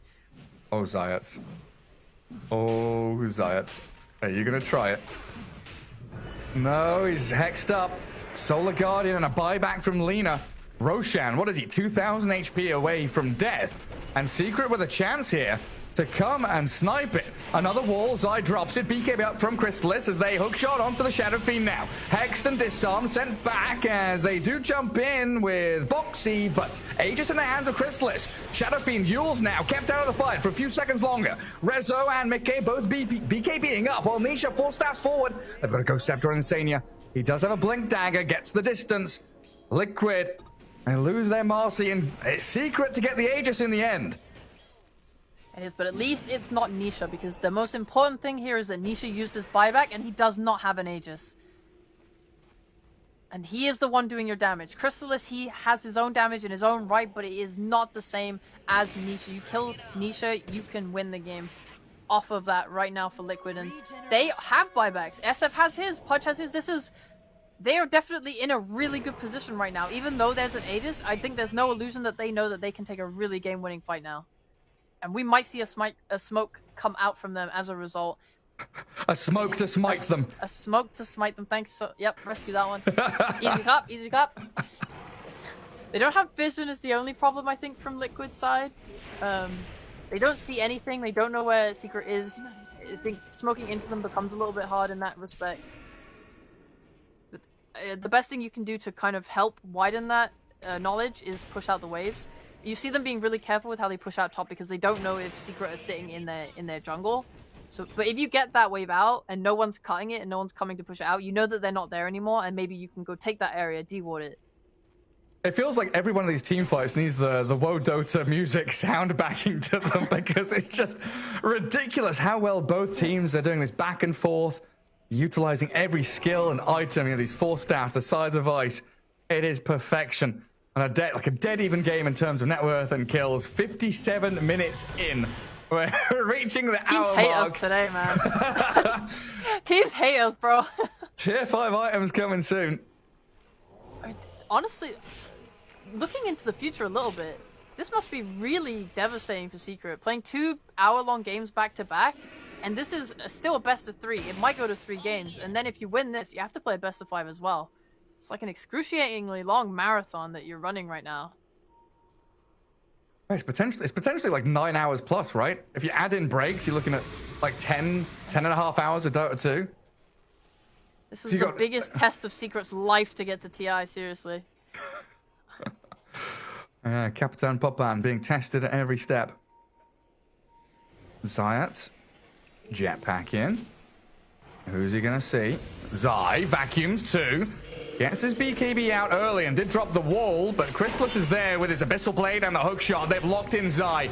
Dead, but with buyback, as SF gonna get 4 staff, double time, back towards his base. Has a BKB and a Requiem up as Matsu charges straight onto Chrysalis. They found the Dawnbreaker, but she's got the ability to counteract with the Starbreaker. Still has BKB and Aegis as well, so when she respawns, they've got tools here. Nisha dragged back in, but Laguna Blaze down onto the barge. Vacuum in. Zai has no wall now, though, as the Death Ward is pretty big for Insani with the Aghanim Scepter, doing serious damage to Secret, and Mickey with the Requiem, aiming for Chrysalis. He eats up the cheese, and he's going to Solar Guardian away. Matsu couldn't quite grab him. Secret somehow not losing anyone, and Liquid forced a triple buyback. Maybe now they'll get the jetpack in Clockwork, but no! Oh! The throne? Oh my god, the throne is dying! Oh, Chrysalis though, dragged back on the dispose. Matumba Band, the wall now dropped on him. The turnaround Starbreaker again, buying more time for the DP to arrive. But Liquid have Rezo surrounded. They've got Dismember here, catch out the Death Prophet. And Dawnbreaker dead for 2 minutes. They've got buyback on DP. But the fear of your throne falling there required the TPs back. That was so scary. I was just like looking at the creeps in the base. Oh no, there's no tier 4s. Oh, this fight started really nicely for Secret though. Just on Liquid, they wanted to, like, Chrysalis got right up there in the front. I think that was the biggest point of why Secret's fight went so well. He's playing with that Aegis, and he's the one tanking so many like dismembers and aggression from Team Liquid. Sorry, 12,000 damage from Aghanim's Death Ward. Insania, what a beast! That's crazy. He's got that Ags. He's got a blink as well. Always getting in position for it. Holy shit. Yeah.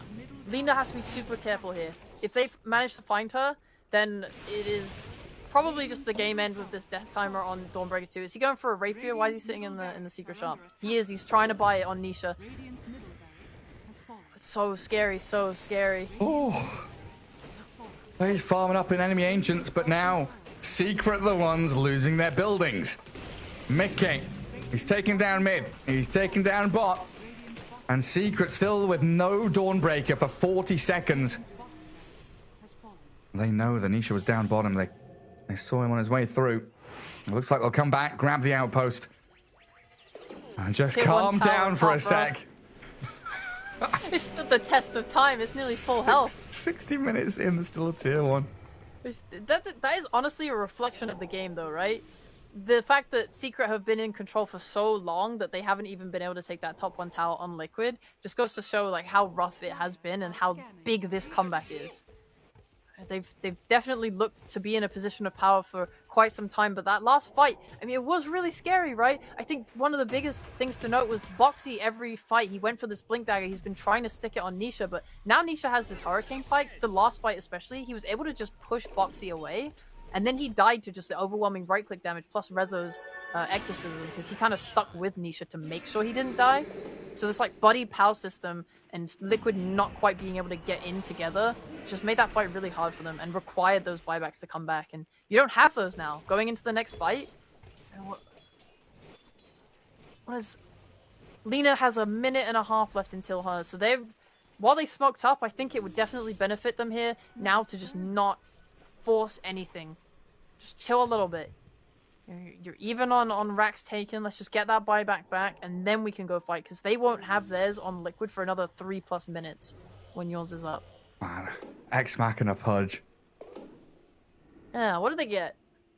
A lot of stuff. Giant's Ring, Mirror Shield over on Secret, Stygian Desolator for the Shadow Fiend, Apex for Marcy, apparently, and Book of the Dead for the Darkseer. Mirror Shield for the DP. Who has a Giant's Ring? Oh, Chrysalis. Oh my god, he's huge. Oh. I mean, the ability to, like, go over terrain, it can't be understated how important that can be to disengage, re-engage, poke your head into a team fight and then run away. Yeah. Oh, look at that. BKB on Insania's Witch Doctor now as well, so we're going to have even more freedom to get these Death Wards down. I wonder if Zayats has got...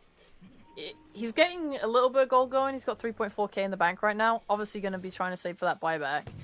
But if he was able to get a refresher, I think that would help a lot with Secret, because the biggest thing that seems to be having an impact right now is when Matu gets in there, the ability to just cancel his Dismember is pretty huge, because he's gone for this refresher. You know, he's trying to pull this play where he can just lock a hero down for such a long amount of time, and Clock can easily disrupt that. Even if he wants to get a BKB, just so he's able to get in that fight and try and disrupt with the spells and not get kind of pushed out by anything. I mean, there's a lot to go. There's a lot of things to consider. We're in late game Dota, you know? There is that Witch Doctor, like you pointed out, doing 11k damage. You know, you gotta kill him at some point as well. It's difficult. Yeah, maybe that's his job. Yeah, cancel Dismember, cancel Death Ward. There's so much on his plate. Alright.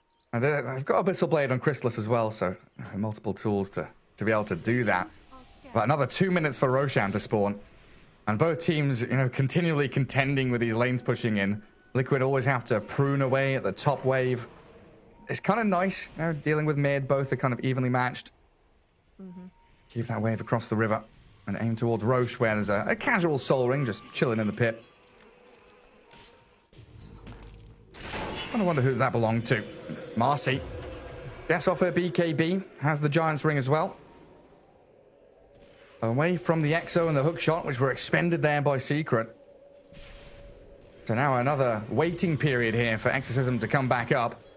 And maybe an opportunity for Team Liquid to make a play. And they're smoking. DP could buy a refresher. He's bought his refresher. I think he sold something to keep buyback, but yeah, now he'll have that second Exorcism in case Liquid force the issue, which they seem to be trying to do. Yeah, no more Yules. And 2 lanes pushing into Radiant base means this Liquid smoke puts them in a really nice space to get a catch on someone. Looks like Chrysalis knows what's up, though. He's deep behind tier 4s, feeling that something's not quite right on the map and in this world right now. And Boxy gets the D-Ward inside Secret's base, jumping away. Zayat's trying to scout him out with flares and jetpacks. But Roshan now, but 15 seconds away. So both squads going to vie for control around the pit. Vision is up for Secret here in a decent spot to fight around it. But Boxy already knew that was there, and he's likely just going to come across and de-ward that quickly. Dude, taking a fight there on Secret could have been so big. I know it's like a whole what if and stuff, but if they'd known they were there, running into them is not exactly the worst decision. They only have 1 buyback on SF, whilst Secret have 5, and the wave was pushing in top, so every moment that they're like preoccupied fighting outside your base is a moment that the creeps are trying to kill. It's so nice having... Yeah, it's all theory. Yeah. It's so nice having this Giant's Ring with a gem. Like, Boxy just walks up onto high ground, spotting Vision. Oh, but this could be the difference maker. DD Rune bottom. Oh. Who's going to get their hands on it? Nisha still hasn't bought his rapier yet. Not enough money for that and buyback, it looks like, is what he's waiting for. And Radiant's top tower is under I do think there needs to be a buddy system in these fights for Secret. So like, if Puppy is making sure that he's always got that frost armor on Nisha versus Boxy, and just making sure you're not overcommitting in these fights and sticking with Nisha, allowing him to output that damage and not just die. on the jump, disposed back. Zayats inside the Ghost Scepter and Eon Disc pops. Vacuum in. Chrysalis is under the wall. gets off his Starbreaker and bashes back Matu, so no dismember, no refresher for him. As the Exo from Rezo contending with the Marcy, but in comes Liquid. They're battering down on Crystallis. The Dawnbreaker's dead, and there's Death Ward. It shreds. Resolution's got to run. Zaya's Clockwork trapped on the northern side, destroyed by Boxy's Marcy. Boxy now has fully scaled into a hard-hitting core. He has. You say that again. Oh. Yeah, that... Try, you know, I didn't have the time to speak of Liquid's conditions to win a fight. Yeah, having a... Sitting on a ward like that on the high ground, having Secret run into you, that's a great way. Nice toss back by Boxy. It's a sneaky play from Secret, but it's a bit desperate. They get in the pit. There's Illusion scouting them. And Liquid now, they've been given time. Those buybacks, you said they were down, but now a majority of them back up. As it looks like they pop the Ex Machina. They've got BKB Blink for Matu ready. Boxy, not going to get hooked, walks into the pit. And Matu shows his face there. Roshan down to half HP though. The vacuum wall. Zai, 3 of them now trapped inside the pit. Nisha trying to focus down Roshan while Matu just dismembers into Zaya's Clockwork. Try and catch and kill him while inside the Roche. Nisha gets burst down by Boxy in the Death Ward. Oh, let it go. Beautiful from Liquid. 2 heroes down with no buybacks, and this might just be game over. They've got the Lich, they've got the Roche, they've got game 1. Not quite. There are 2 buybacks, and Lena's still alive, but yes, they are very, very close to it.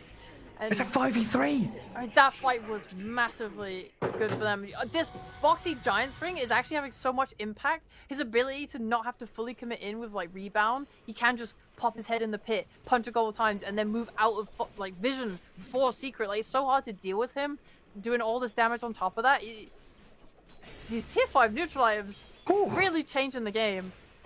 I mean, Insania's nearly got his Death Ward back up again. It's only a 60-second cooldown. Crazy, dude. This Witch Doctor's cracked. He's just going to come back into tier 4s. The buyback there from the Lich. I mean, it's a 6v3, having Aegis and Cheese. They've got this sidekick talent now, giving the spell immunity over to Mickey. They'll glyph up the tier 4 towers for now, Team Secret, but Liquid, what's stopping them? Just going for more. Yeah. They're biting at the base. 1 tier 4 down. Frost Shield comes out from the Lich. Full buybacks up on Liquid. Doesn't have the talent yet on the Lich, so there's no HP regen, and the vacuum in. Trying to drag Puppy and Rezo a bit closer. Matu being focused, down by Nisha, but the throne is open. McKay getting the damage in onto it. Trying to bring down the big building as the buyback from Matu comes in, kills Nisha, and there it is. Game over. Oh my god. It's hard, it's definitely hard to defend with 3 people, but my god, what a game from Liquid, being in such a rough position and coming back the way they did. Their team fight execution had to be perfect, and my god, it was. Over and over again, this team showed why they deserve to stand and get to TI. Honestly, I'm so impressed. I love watching this team. I love watching Boxy scaling up into that core. Zai getting these amazing hexes to start each fight. It was superb from Secret in that early game, right? And getting the first 2 lanes of barracks. Looks like they were in a dominant position to take game 1. But you were talking about it, the really intricate plays from Liquid to win these team fights. The Zai Darkseer having a rough lane, but then transferring all this energy into that mid to late game team fight prowess, which he showed through these vacuums and walls. It was just a beauty to watch. Team Liquid taking game 1 here in this best of 3. Team Secret got to think forward. Game 2 coming up right around this corner.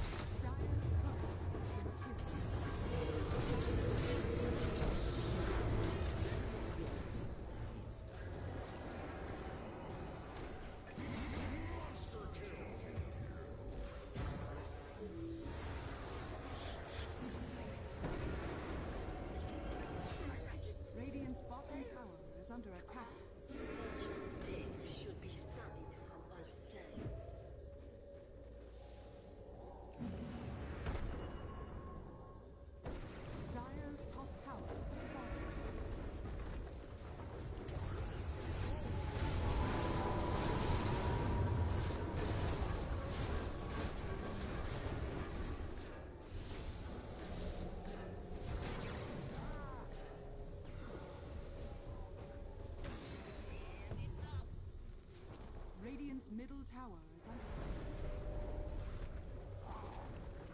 Dire's middle tower has fallen. Radiant's bottom tower is under attack.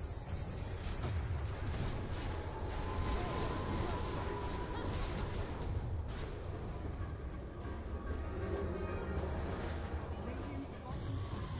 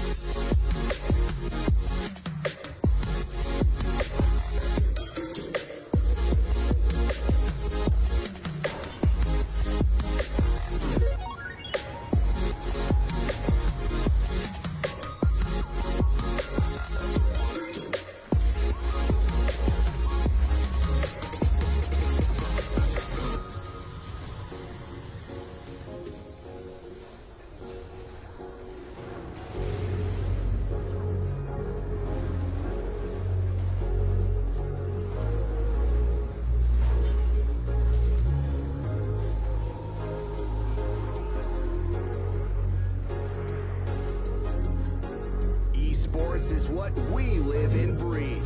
For us, it's more than a game. It's a reality where a group of letters can mean everything. Where runes are collected and aegis can only be won in battle. Where centaurs can give you a ride. Where the true heroes are those in front of the screen. GG Bet. This is real.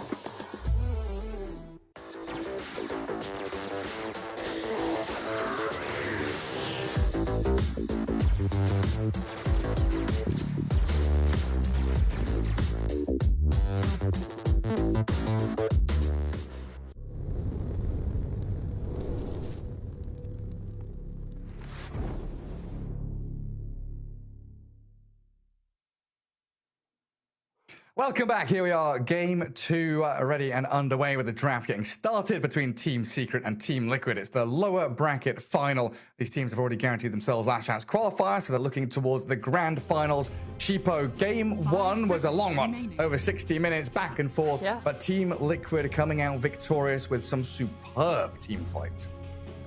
They really did bust their asses to take those fights to the absolute max. It felt...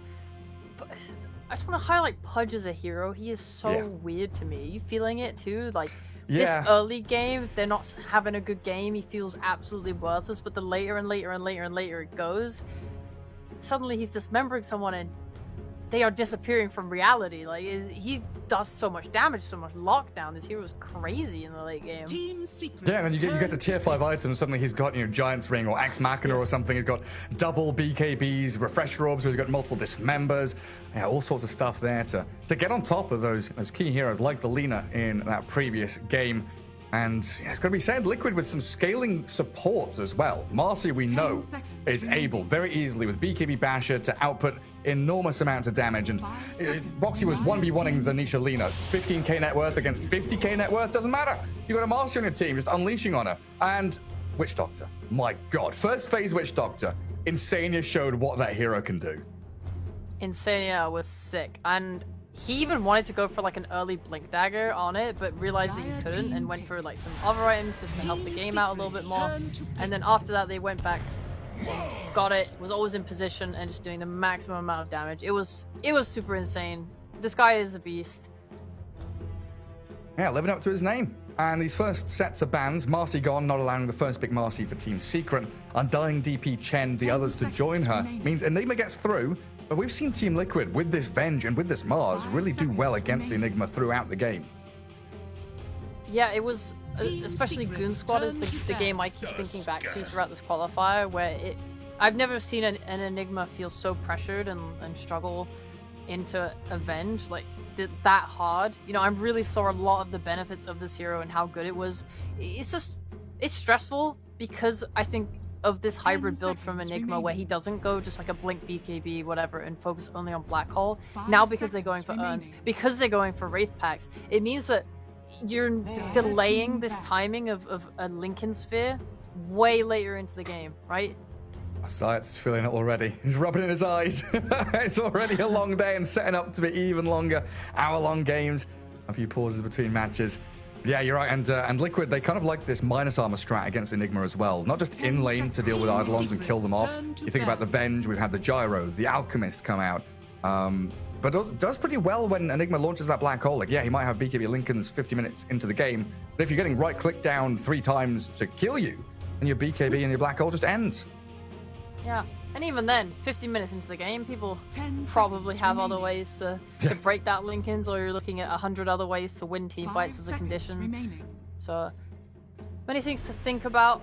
I like you bringing up the Gyrocopter. That was one of the lanes that seemed the most effective to me, when they would just stun with the Venge and then just use the Flak Cannon to kind of harass down the lane. It was kind of a way where, even if you're not killing Enigma, you're making him feel pressured where they are lower in health, like Tusk, for example. He wants to get in there and really go on you as a carry, go on your carry, sorry. But if he's half health, then him committing with like a snowball and ice shard suddenly becomes a lot riskier.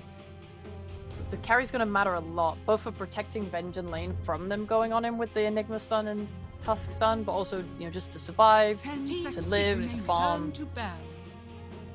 Well, I like that Kunker ban. We've seen what Nisha can do with that very early on, just like bracers, phase boots, BKB. You're running around, catching and killing.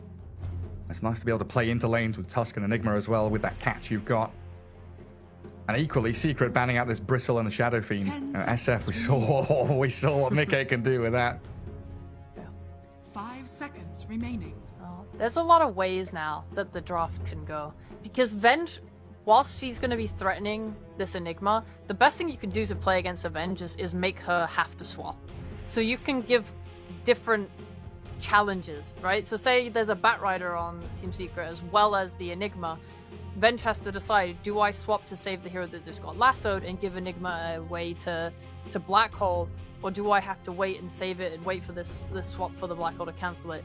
It can kind of be a big issue, even if on paper it looks like, oh, they have Venge into these two heroes. Yeah, great, easy win. Yeah, I mean, along that line, I would like to see Liquid ban out the Monkey King. You know, it has been one of Chrysalis's go-to heroes, and it's another thing where it's like, do I swap Monkey out? Do I swap the guy that's in the Wukongs out to save them?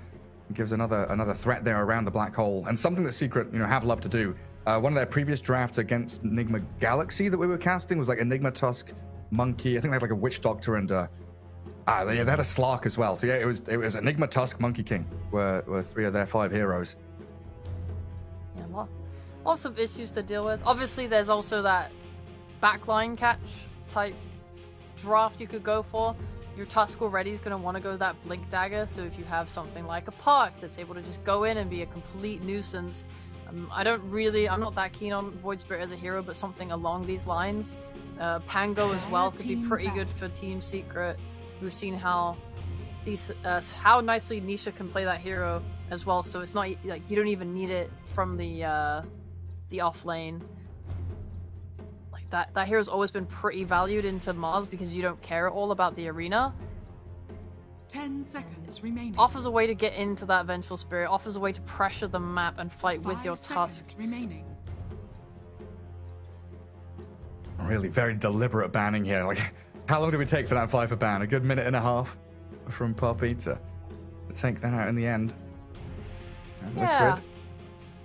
You got lots to think about with these bans. You're playing against Liquid. This Mars alone, Mickey is more than happy to play it. Right? It's not. You can't just put it on Zai and call it a day. You have to consider these off laners. You have to consider carries. You have to consider mids. They haven't shown a core confirmed yet on Liquid. You don't know where Mars is going. Yeah. 10 seconds remaining. And there is that Monkey ban leading into Team Liquid's 3rd pick now. 5 seconds Hey, remaining. what's- Should just see another support, I think. Yeah, I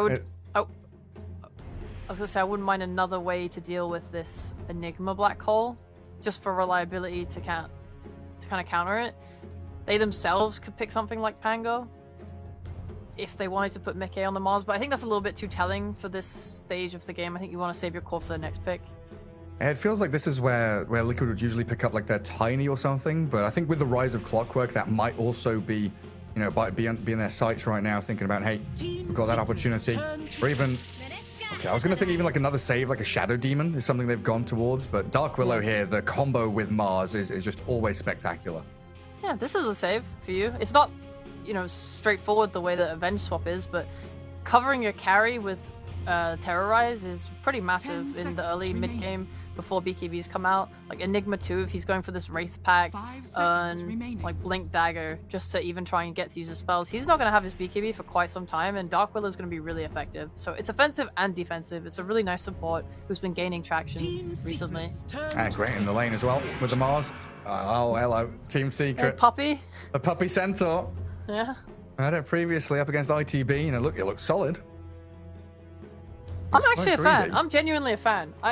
If Centaur swerves into being a pos 5 hero, I'm actually not against it. I 10 really liked how it seconds looked on remaining. Puppy. He was pretty greedy with it. I mean, 5 he went seconds Tranquils, Glimmer Cape, then got the Blink a little bit later on. He was helped out by the fact he got a Philosopher's Stone, so we'll see if that comes into play. It did look incredibly solid, and with multiple forms of initiation, they've got what you were talking about, that kind of back and forth. You're baiting Team Liquid to maybe expend teamfight spells or save people from the Snowball, the Blink Stomp, even a Static Link from Razor now as Team Secret grab him. 10 So seconds it's nice to pick stuff with mobility of some form. So like morphling into 5 Razor is not seconds bad. remaining. We've seen PA a bit in the past with that ability to blink out. We've seen overwhelming damage as a response to Razor, so Sven would be a carry that would work really well in the lane burst Enigma with that cleave, and as well provide you with the damage to not care about the link. We've seen, I mean, they could pick something like God, what's decent? They could go for that gyrocopter and go for something that just has range and doesn't want to get super close up and personal. And they could go for the Lena here though, right? Lena? As for just mid? For Team Liquid, just to put it mid, yeah. Yeah, I'd be down for that as well if they wanna save the Matu hero for last. You see your off lane and you see your carry matchup, so like in my head it makes sense to pick the carry, but if you think that you just want Matu to be this overall super win condition and you think Lena is solid enough for your lineup, I'm super down for it. I'm down for that. Nice. There's the gyro. Call for it and it comes. I was thinking they just like this against Enigma. It's like Lena's such a solid mid lane hero. It's like, you know, who contends with her? You've got 2 bans to cover her. Yeah. But I guess, yeah, favoring this gyro against that Enigma with the wave of terror to kill Eidolons off. Can potentially struggle against Razor going into mid game. And depending on what we see from him, just getting a static link onto gyro definitely can make him suffer with Stampede, Snowball, and Blinks from these 3 utility initiation heroes that Secret started with. We've even seen Blink Razors, you know, to jump on the gyro and static link him. I was actually thinking the exact same thing. And then, because that's when I started thinking about other matchups with Razor, like the Lena, where if he gets on top of Lena, it doesn't really matter because the damage that she does just puts him off of her. But I think for Gyro, that isn't quite the case because he's sort of this hybrid carry doing a lot of magic damage as well as physical damage. Remaining. I'm not sure he does enough to dissuade Razor, especially if he's able to get a halberd and stuff like that on top of things. That could be like the perfect answer to this vengeful spirit where Razor is causing such an issue for your gyrocopter that you have to swap him out or swap the Razor away, and that gives you space for your Enigma to get in there. Yeah, I mean, what are we going to end up with here? With 4 bans, all of them going to be mid lane heroes. The pools are shrinking for both Mika and Nisha, but what are you thinking? You mentioned the Pango earlier. Is that still I'm something? still keen on that, yeah. Okay. I think Puck is really nice for Secret as well if they want it. Just because like they don't have any instant lockdown to deal with him. It's very much, I think he can phase shift and get away with a lot. Right. I think the only problem is any mobility hero mid is going to have a little bit of a struggle with Dark Willow. Oh, goodbye Puck. Yeah, bye-bye Puck. Yeah, like all these spirits and stuff, they really hate playing into Dark Willow. The Brambles are really obnoxious, especially when you get the shot. And what's happened to Batrider these past few games? He's just completely ignored. I don't know. I guess Zai is the one that usually plays it on Liquid, so maybe Mika is just like not feeling it, and that's why Liquid don't want to play it. Yeah, wanting to put him on one of these mixed damage heroes rather. Yeah, Nisha doesn't really play it either, so I guess that's why. What can we see here? Who has to pick first? Secret.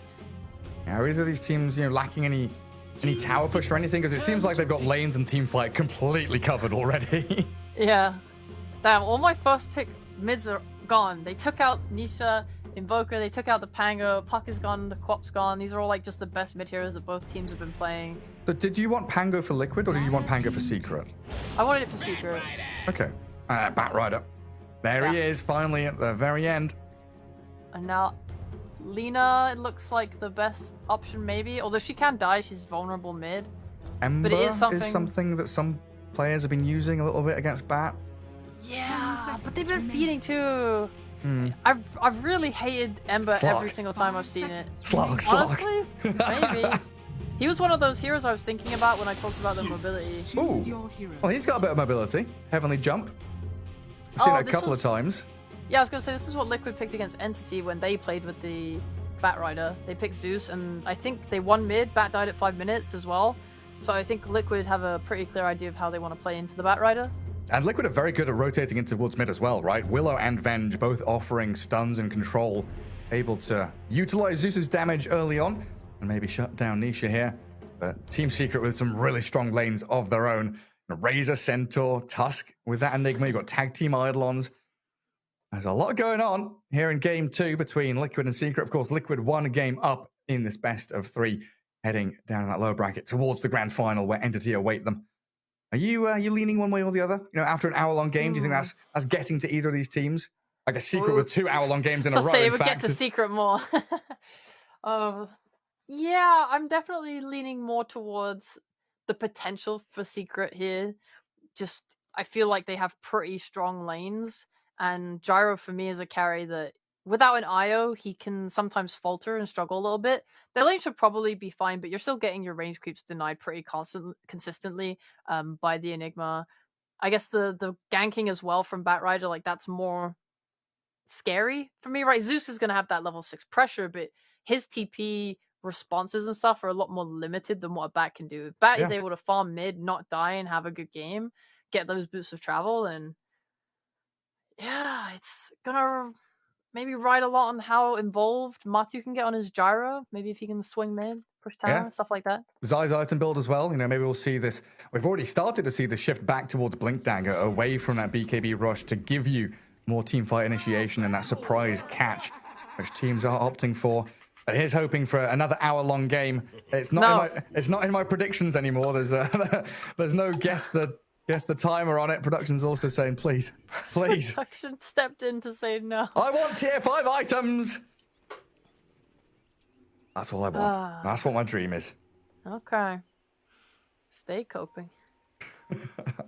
I can't handle another one. Why us? Give them to OD Pixel. A bit of a change up in the warding here as well. Like looking at the bot lane, that's kind of interesting. Early Radiant Observer ward, very deep. Actually saw Liquid come down here and place theirs.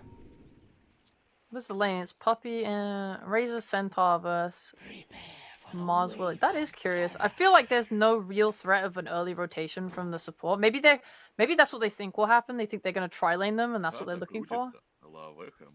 They want to see if Insania will join bot and look for that kill on Chrysalis to give Zai a really good start. I'm not sure. No, definitely curious. Yeah. Well, Secret going to start with 4 heroes bottom. Get the Radiant side bounty runes quite easily. Even pinging the high ground. Maybe thinking that they know there's an observer ward there. And we'll get our lane set up.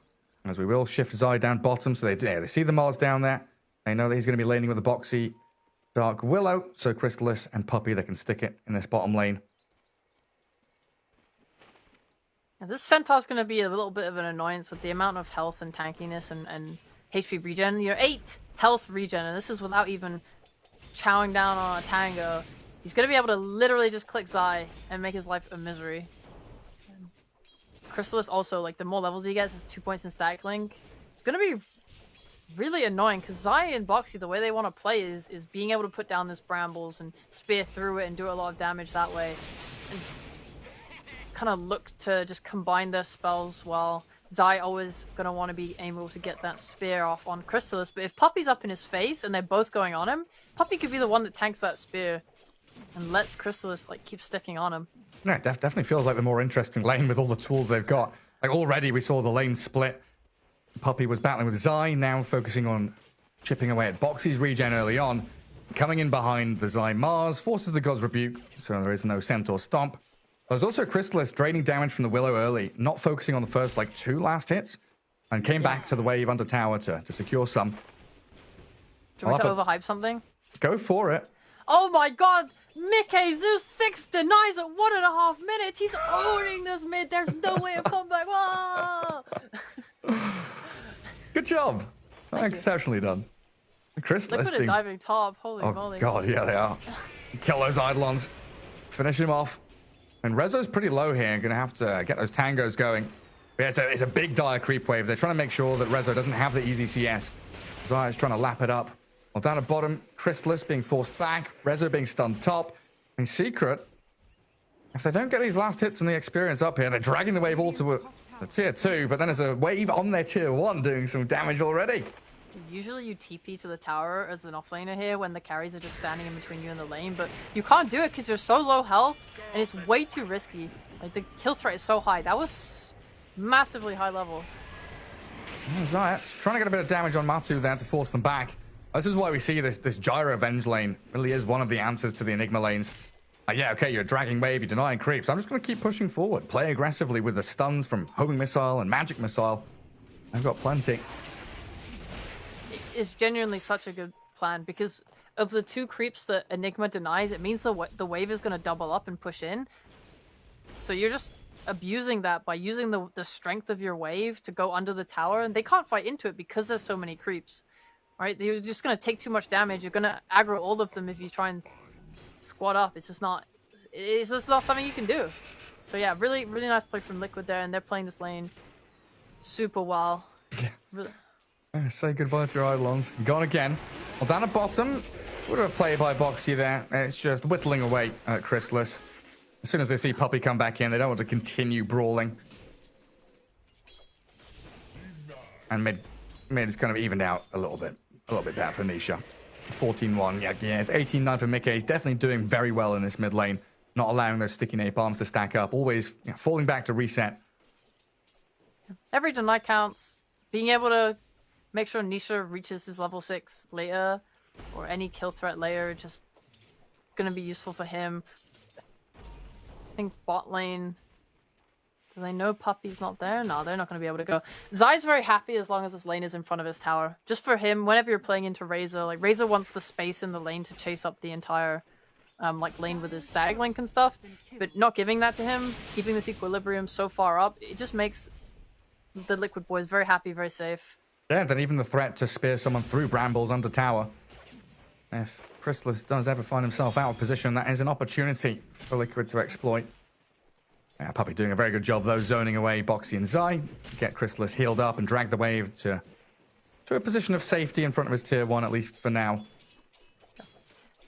It does feel like everyone really wants the supports to stay in the side lanes. I'm wondering if there will even be a lot of rotations for the power runes, because the war runes are going completely ignored, because in the top lane, you know, if Insania leaves, Matu, suddenly he's at risk of dying, because the lane is always going to be pushing back towards Rezo's tower.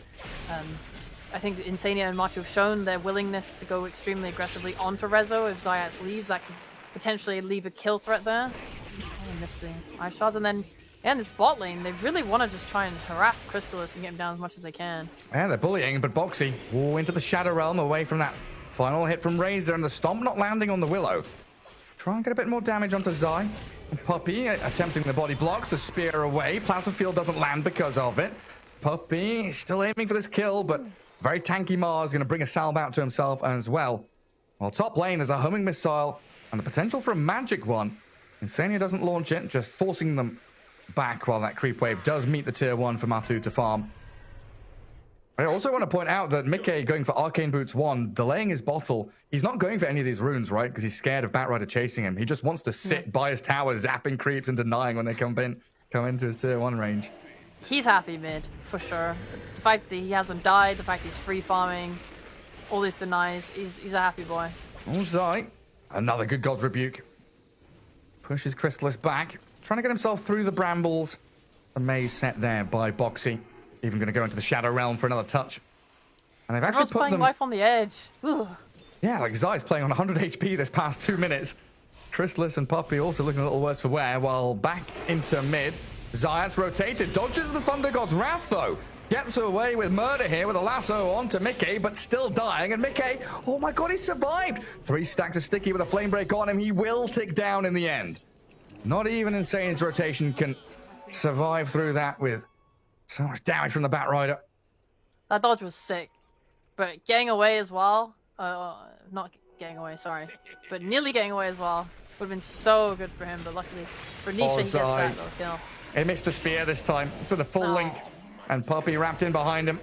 Might even unlock a kill on Boxy here. There's a Courier and a Dark Willow to pick off, but he's going to take 2 hits to take him down, and they can't close the gap, and now Mickey arrives. TP rotation back in. Chrysalis has that stick, and he's got raindrops as well, so yeah, Mickey realizing not one they can keep chasing for. While up in the top jungle, Insania TPing away from Bat. They just flick your eyes from one lane to another as Nisha steals the stack from Liquid. Oh geez, that's a big stack as well. And they did this last time they played the Venge Gyro, just making sure Venge like keeps going to the camps and stacks them with the Wave of Terror, and trying to make sure that there's a backup plan for Matu when they finish laning. Having that stolen is pretty massive. Both teams have put the ward down there, so they know what's going on. And pretty perfect time to steal stacks as well. 7 minutes in, you've got neutral items there. 2 of them for Nisha. Well, Holds onto a Tumbler's toy. Liquid even looking for the vision, which isn't even there from Secret. This is all a bit of breathing room for Resolution. Yes, his Eidolons are going to die, but he's getting much more out of this lane now the Avenger started to rotate around. Zayas is forcing it. Snowball into Insania. But Mickey joins up with his captain with an onslaught of magic damage. And he'll take down Zayat's tusk. Zayat's tusk? Blech. Zayat Tusk. Oh, and an Arcane Rune for Mickey as well. Okay. Chase onto Nisha. Gets off his Firefly, but stunned up now. Lassos into Dark Willow. Thunder God's Wrath isn't enough to kill off the bat. And Mickey's the one being turned around on. Puppy came in at the perfect time to allow the Batrider to give on chase. With the Flame Break, they finish him off. And Puppy doesn't even die. Doesn't die, and Nisha is now very close to his boost of travel. It's only 8 minutes, and he has a full wand of bottle, boots, and windlace, and about to finish that boost of travel. That is pretty big for him, and it also means that there's now so much more threat on the map. You're looking at Resolution, who is level 6. He's not skilled up his Black Hole, but if he can get it at level 7 and match with this boost of travel timing, right, then suddenly it's like, okay, now there's actually threat in the lane. Now you have to be really scared of this Enigma. Maybe you can even bring another support up top, look to get a kill with that boost of travel rotation and take the top tower, because they want to take this tower. Right now, Rezo is really being pushed off the lane by Gyrocopter, but it looks like, yeah, they're just going to TP straight top, even without these boosts of travel. And is he going to farm the camp? Oh, there's a stack for him, and that should be his travels, and then they can look to start converting that into some kills. And then on the other side of the map, Liquid saw Chrysalis's courier coming down bot. I think they've got a good idea. If they scan under tower, they'll know the Razor is trapped down here. Zai. Smoke breaking. Matsuma Man just shows his face on the tier 1, and there's the dire scan. Can they find him in time? The arena, but not fast enough with the spear. Couldn't see the Razor. And Chrysalis already out of there. Very quickly swings towards mid and then runs top. Don't get the kill, but you secure the tower. So it's alright. Not the worst, even though you're sad to use arena like that. Oh, both teams should just take these towers. And then you've got Boxy, leeching a bit of experience mid. Bring Insania in here. But a DD rune grabbed by Nisha's bat. And yeah, traveling up towards top. Yeah. Nisha is, even though he can't get like a kill right now, because everyone's playing sort of together and in these safe spaces, he's taking the jungle away from Liquid. Like, them taking bot tower is sort of their solution to this. Oh, but they're even gonna just try and get these creeps if they can, but nah, Nisha steals it all. It's all his. Yeah, taking bot and focusing on that, definitely part of their solution. It means it gives Matu and Zai sort of the space to play around here, and then when the arena comes up, they can go mid with it if they want to look for a kill. Yeah, they have an overwhelming amount of damage, right? With call down, all this magic damage out of Gyro. Zeus has his ulti back up again as well. So inside the arena, the Secret could get picked off, especially since Boxy is about to hit level 6 now.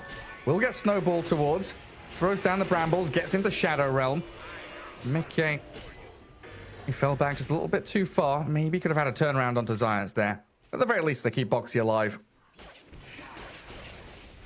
Top jungle fully controlled by Secret, though. Like I've been saying, Resolution. He's now got his black hole. Now his just Vlad's focusing on coming. getting 6 now on their supports. And Insania holding out that top wave. Liquid under a lot of Secret vision, though. There's this wall of wards from top jungle down towards the Ancients area. Now, Secret can see a lot, but I'm not sure they caught this smoke from Boxy and Zai. They're not playing into vision of their own, so it is a bit blind heading into that bottom jungle. When Puppy and Zai show mid, they'll be like, okay, 2 supports there. There must be cores nearby farming jungle camps. And they walk into an empty camp now as well, so they've got a very good idea that someone was just here. They could look to fight around mid if they have yeah, Mickey's near. I think they just want to play around this ward. Got it. He just shows on it. He's playing really carefully. I think he knows what's up as well, because at this point you haven't been showing on your Mars for like at least a minute. Well, fine Puppy. He's a very tanky fella, though. A lot of magic damage comes his way. 4 Liquid heroes. Centaurs, no matchup against the numbers they bring. Yeah. Did they smoke onto that Radiant Ward on the triangle? I actually didn't see where they smoked. See, I think they were a little deeper. I think they were closer to like the more northeastern ward spot. So I'm pretty sure that they weren't spotted. Okay. It's just a good read from Nisha there. Understanding that, like you said, they've not showed Mars. There's something not quite right. But a good take on that tier 1 from Liquid. And this is all map space in that bottom jungle for them now, so they can just play down here. Zayats gets away from the maze. Nisha coming across, though. Arena required. Zayats in on top of the Mars. The Terrorize there, pushing the bat back into the side of this arena, but the Thunder God's Wrath not quite enough. They can't finish him off, and Boxy, left to his own devices, zapped down by Crystalis. Man, Nisha's tanky.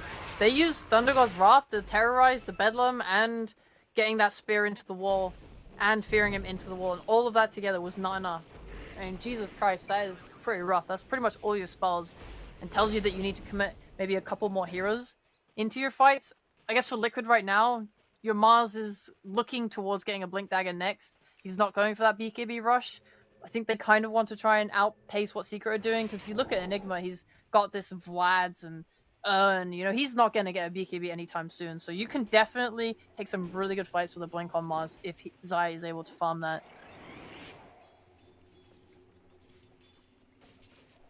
Secret looking to try and regain a bit of control down here. Did get the D ward. Liquid had placed down a little earlier. It feels like they're in this waiting mode. Waiting for Rezo to get his items. Waiting for Crystalis to get this BKB. So it feels like they'll have a bit of a passive time while Batrider's the chaos creator. He is that tempo setter that wants to be playing with Zayat's Tusk smoked up towards the top jungle. And they're going to come in contact with Mickey Zeus, it looks like.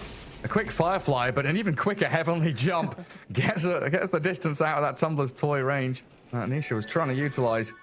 And now they're pinging out top, saying, hey, Matu and Insania, they're up here by their tier 2. If they press out any further, you could find a catch. I genuinely feel a little bit of frustration there. I mean, maybe they can get a kill on Puffy here. Here's that Terrorize. He's fine.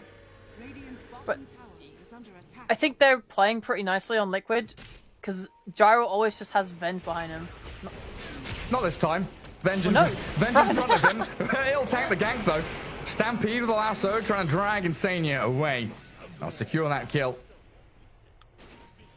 But yeah, like, this is the fruits of your pressure. You ran twice now into this jungle trying to look for Matu, and you just keep getting kind of... There's nothing you can really do. I mean, Matu's showing top, but Venge is right behind him. You try and go on him, he gets that swap. You know, you try and smoke into him, Venge is breaking that smoke. Insania is just playing right now, knowing that Matu is the one at the most threat, playing in that top jungle, which is where Secret ideally want to be playing. Puppy might have stepped forward a little bit too far. Steppy, up he goes, down he goes.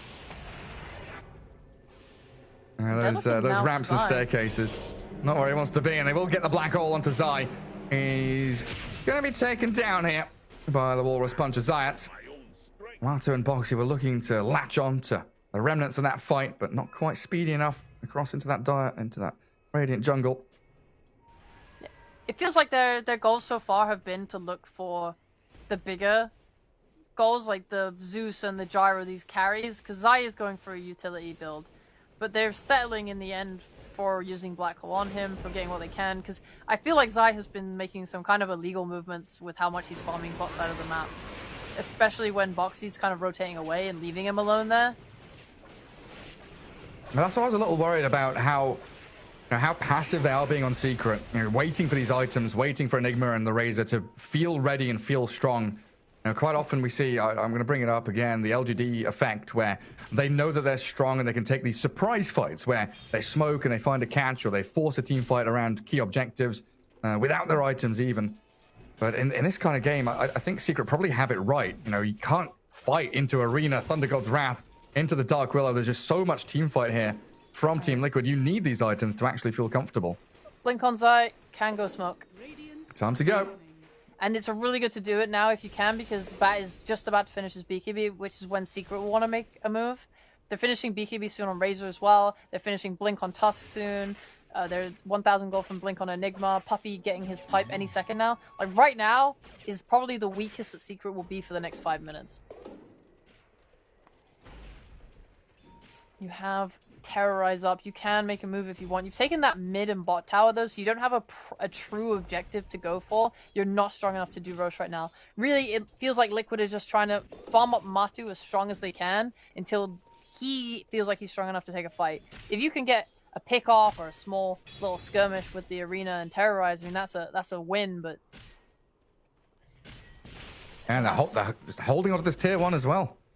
No launch pad for Secret to get into enemy ancients to really safely control Roshan either. Like Mickey just sits here zapping creep waves over and over again. Yeah. Yeah. Like Enigma is all your push.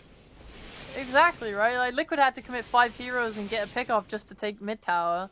And that's kind of the only way they can. Like both teams struggle to just sit and siege things. And that's the result of Chen and DP and all these being banned early days in the draft. Not having your hands on those objective takers. But here comes Liquid. Aghanim Scepter up on Matu. Arena Blink ready for Zai. They scan forward and that might just clip onto the Razor here as he moves towards his Ancients. It's close. They get the high ground vision. They see him now. Crystallis, an easy pick off. The carry dead for Team Secret.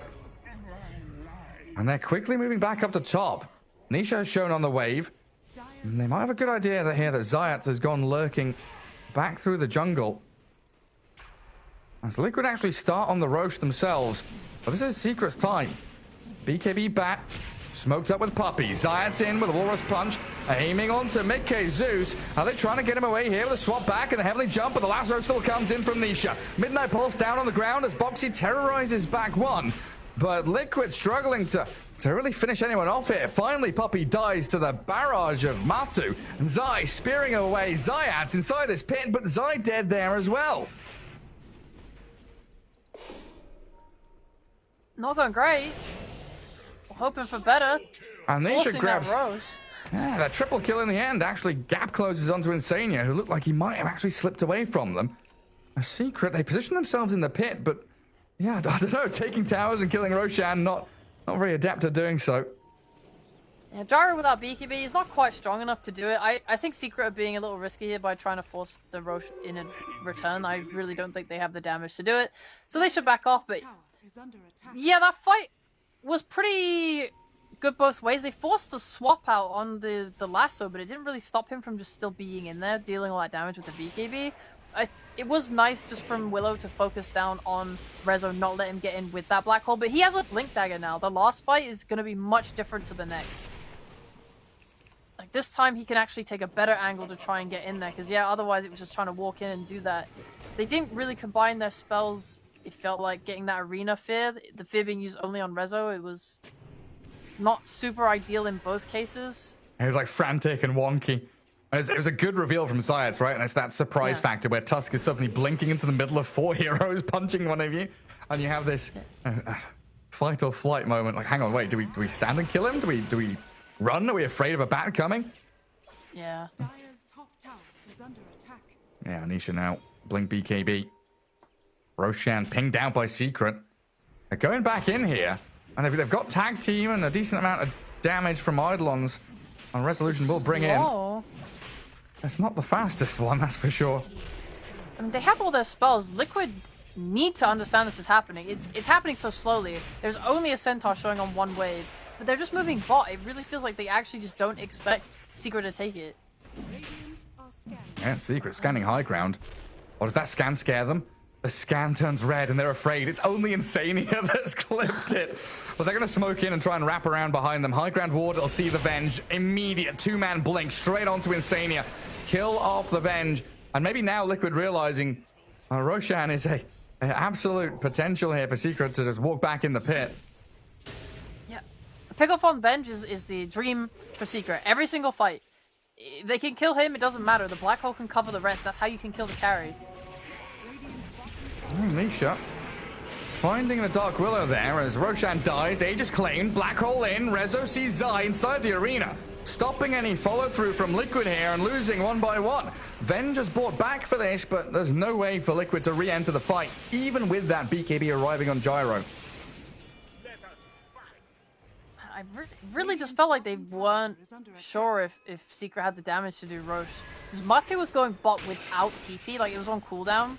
So it was so hard for him to connect with the team and be ready. They just weren't ready. They weren't counter smoking. They weren't looking to poke and find out. They didn't commit like a Zeus ult just to check for vision.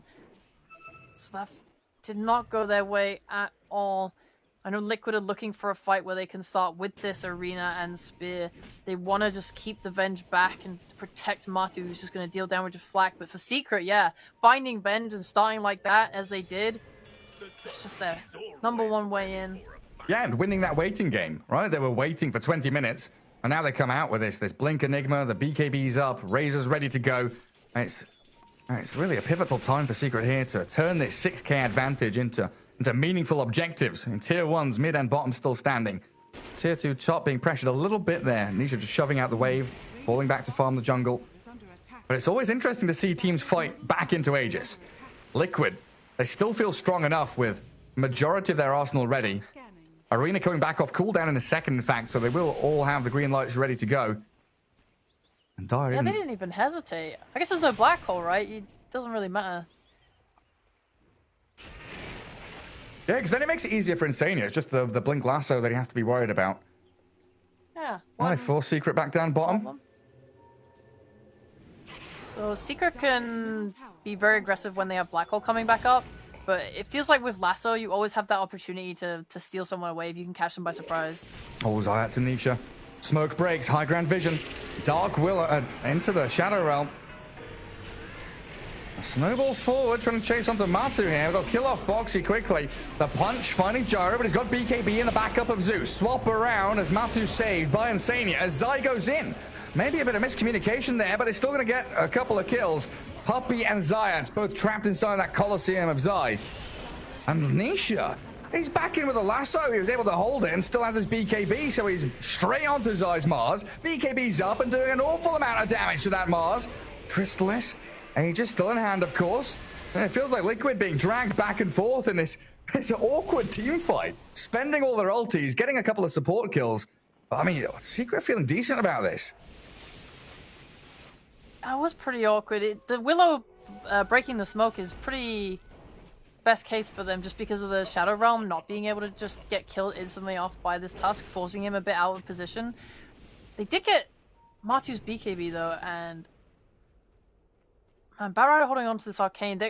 This game is just super weird. It feels like so many little prods and stuff. There's never been these grand team fights breaking out. It's all little bits at a time. This black hole's about to come back up on Secret, so they can use this right now to look for kills. Maybe they want to use it. I mean, what they could go into the triangle and take that area if they want. They can leave a ward in this bot jungle and then just play towards top. Maybe look to start pressuring that tier 2 tower with the Enigma Eidolons and stuff. Yeah, and let's not forget that was a two-man smoke, right? Tusk and Batrider were the two heroes to go forward and start a team fight into the middle of 5 of Liquid and still come out with a decent trade. And on the side of the map where Liquid are trying to hold as well. Now, Liquid spend all of their team fight ultis, getting a couple of support kills, but not able to transition that into an objective or really move forward. You're still trapped on your side of the map. And now Nisha's playing top into Dire jungle, forcing Liquid again just to retreat, get back to their base. They're using this Aegis so very well. They're not committing any real key items or spells. Like Nisha held that BKB lasso till the very end of that previous fight. And while this is happening, Crystallis, it was looking a bit worse for wear in terms of farm, but he's caught up tremendously. Oh, looks like they'll just try and take this bot tower and just open up the map as much as they can, remove a lot of TP points for Liquid. Liquid have been playing very just passive. It feels like they got this blink on Zai but weren't really able to make the dream happen. So now they're just sort of relying on Matu to be their win condition. They want him to get more damage, and then they will do their best job to try and lock people down for him. As long as they can save Matu with this swap, it's kind of the most important thing. But in a bunch of different fights now, we've seen the Razor linking Matu has pulled out a swap. The Bat using Lasso has pulled out a swap. So we talked about it in the drop, but they have many ways to force this spell to give space for Resolution to also have a free team fight. And he's got a BKB coming now on the courier. Yes, he just has to be patient. That is the only rule Rezo has to follow. Just wait for swap. And then you can land these big black holes. Yeah. just for Secret, if they can push into an area, ward it, and take that, I think it's very hard for Liquid to threaten it because they're playing into Fog, and they can only really start a fight if they start with a Zeus ult where they see everyone, and then their initiation is just really difficult because Zai has to see everyone, blink in, use Arena, or a Spear, and it gives a lot of time for them to just pop their BKBs. Man, what are Liquid up to now? Waiting behind their tier 2. All 5 of them are together, so it feels like they're converging for a smoke or wanting to start a team fight. I do see Puppey, but he blinks on them. Centaur starts it. In comes Zayat, punching Zai around. Mars down to about half HP as they kill off the Centaur at that initiation. But look at this. They've actually caught up the Gyro, dragging back. Where's the swap? Where's the save? Matu gets his BKB off. As Zayat and Nisha do get blown up. A double kill from Matuma Man, and they trapped him in the arena. Zai comes back in. Round 2 of the fight. Kills him off. That's one way. I guess just they went for that spear that missed, and then Secret just kind of committed in and didn't take down Matu in time. I guess I underestimated how tanky he was. With just BKB Axe, they weren't able to combine damage as Secret. Where was Enigma during that fight? There was no Rezo. He was bottom right corner. Look at him. He's farming bot wave. Puppey jumps in, and you're 4v5. And Liquid, they had the numbers, and they knew that Enigma showed, so they could go for this. And Rezo has such a long walk up here. E-Blade saving Gyro there from the Razor right clicks that could potentially have come. And that is perfectly placed arena in the end from Zai. Okay, well I guess that's not as bad then. I kind of thought that went terribly for Secret and they had everyone ready. And I was like thinking, okay, how did they kind of mess this up to, like, did they accidentally lasso away from Rezo, or, you know, what happened? But really, he just wasn't there. So I think now, like, they need to just kind of clear up their comms on how they want to take a fight. Maybe it was just they weren't expecting to get gone on mid or something, and I don't know. It's just a little messy. It's messy, and it's something you can fix. That's the most important thing. Rezo's playing with the team now. All right, jump on Boxy. Glimmer Cape and Shadow Realm can only keep you alive so long.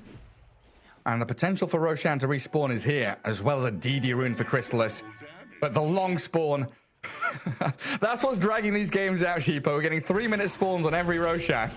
Yeah. Secret ready for tier 2 though. Zayat and Puppey in position to blink initiate onto Mickey, and there it is with the Walrus Punch. Centaur stomp combo in, but the swap back out. Insania buys time, but Rezo, he's moving forward with his BKB up to straight up black hole onto Matuma Man. Chrysalis with the damage he's got, the onslaught comes, and Zai defensive arena to try and spear back that Razor. Well, Liquid buyback on the Zeus, but he's blown up. He comes back in and dies immediately. Oh my god. Nice double damage rune for Chrysalis. Huge impact for Team Secret as they can even consider having a bit of a poke to high ground here. There's no arena, there's no Zeus for 60 seconds, there's no Gyro for 45. This response to Venge in the draft was so smart. Honestly, really good draft. I mean, you just see, like, Venge just feels so pressured. He has to use the swap, and at that point, I also actually really love the synergy between like with the Centaur being able to have Rezo find whoever he wants, not relying on Blink to always catch up to this Gyrocopter and black hole him. I mean, their teamfight execution is just really, really easy. And it's kind of similar to game 1 as well. Whilst they weren't able to close out the game, their execution is very simple here. Just force out the swap either with the Link or with the lasso, and then Rezo is just free to black hole Gyrocopter and they have no way to cancel it. You need some, I don't know, miracle, like, Basher on Mars and use a God's Rebuke to cancel. I don't friggin' know. It's so hard for them.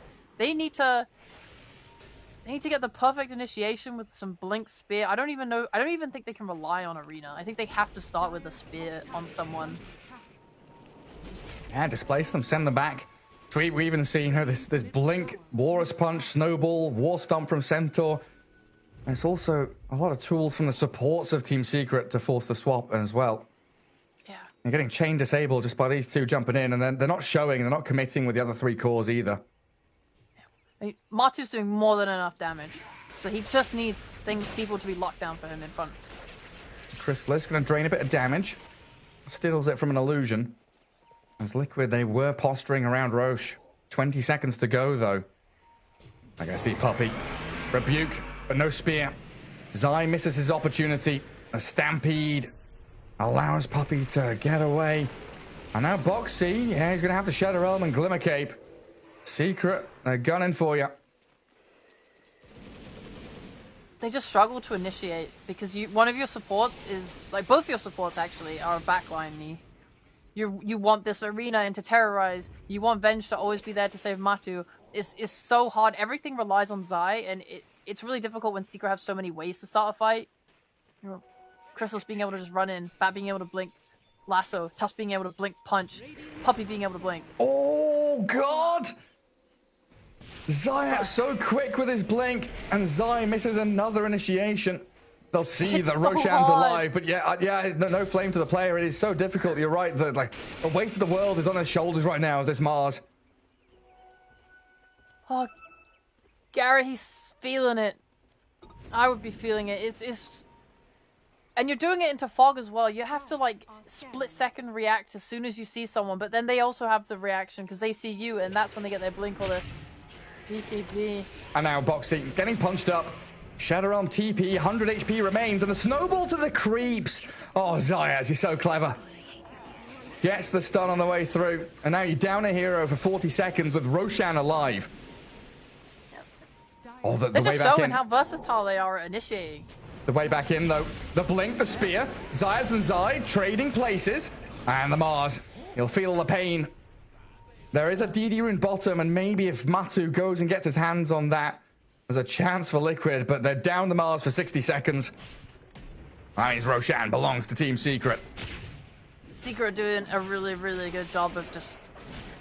I mean, it's... I don't want to say it's easy. Any pro game is not easy. It is always hard, but just the amount of ways they have to access these fights, to catch people, to pull people away, to stun people. Like, they have so many stuns again.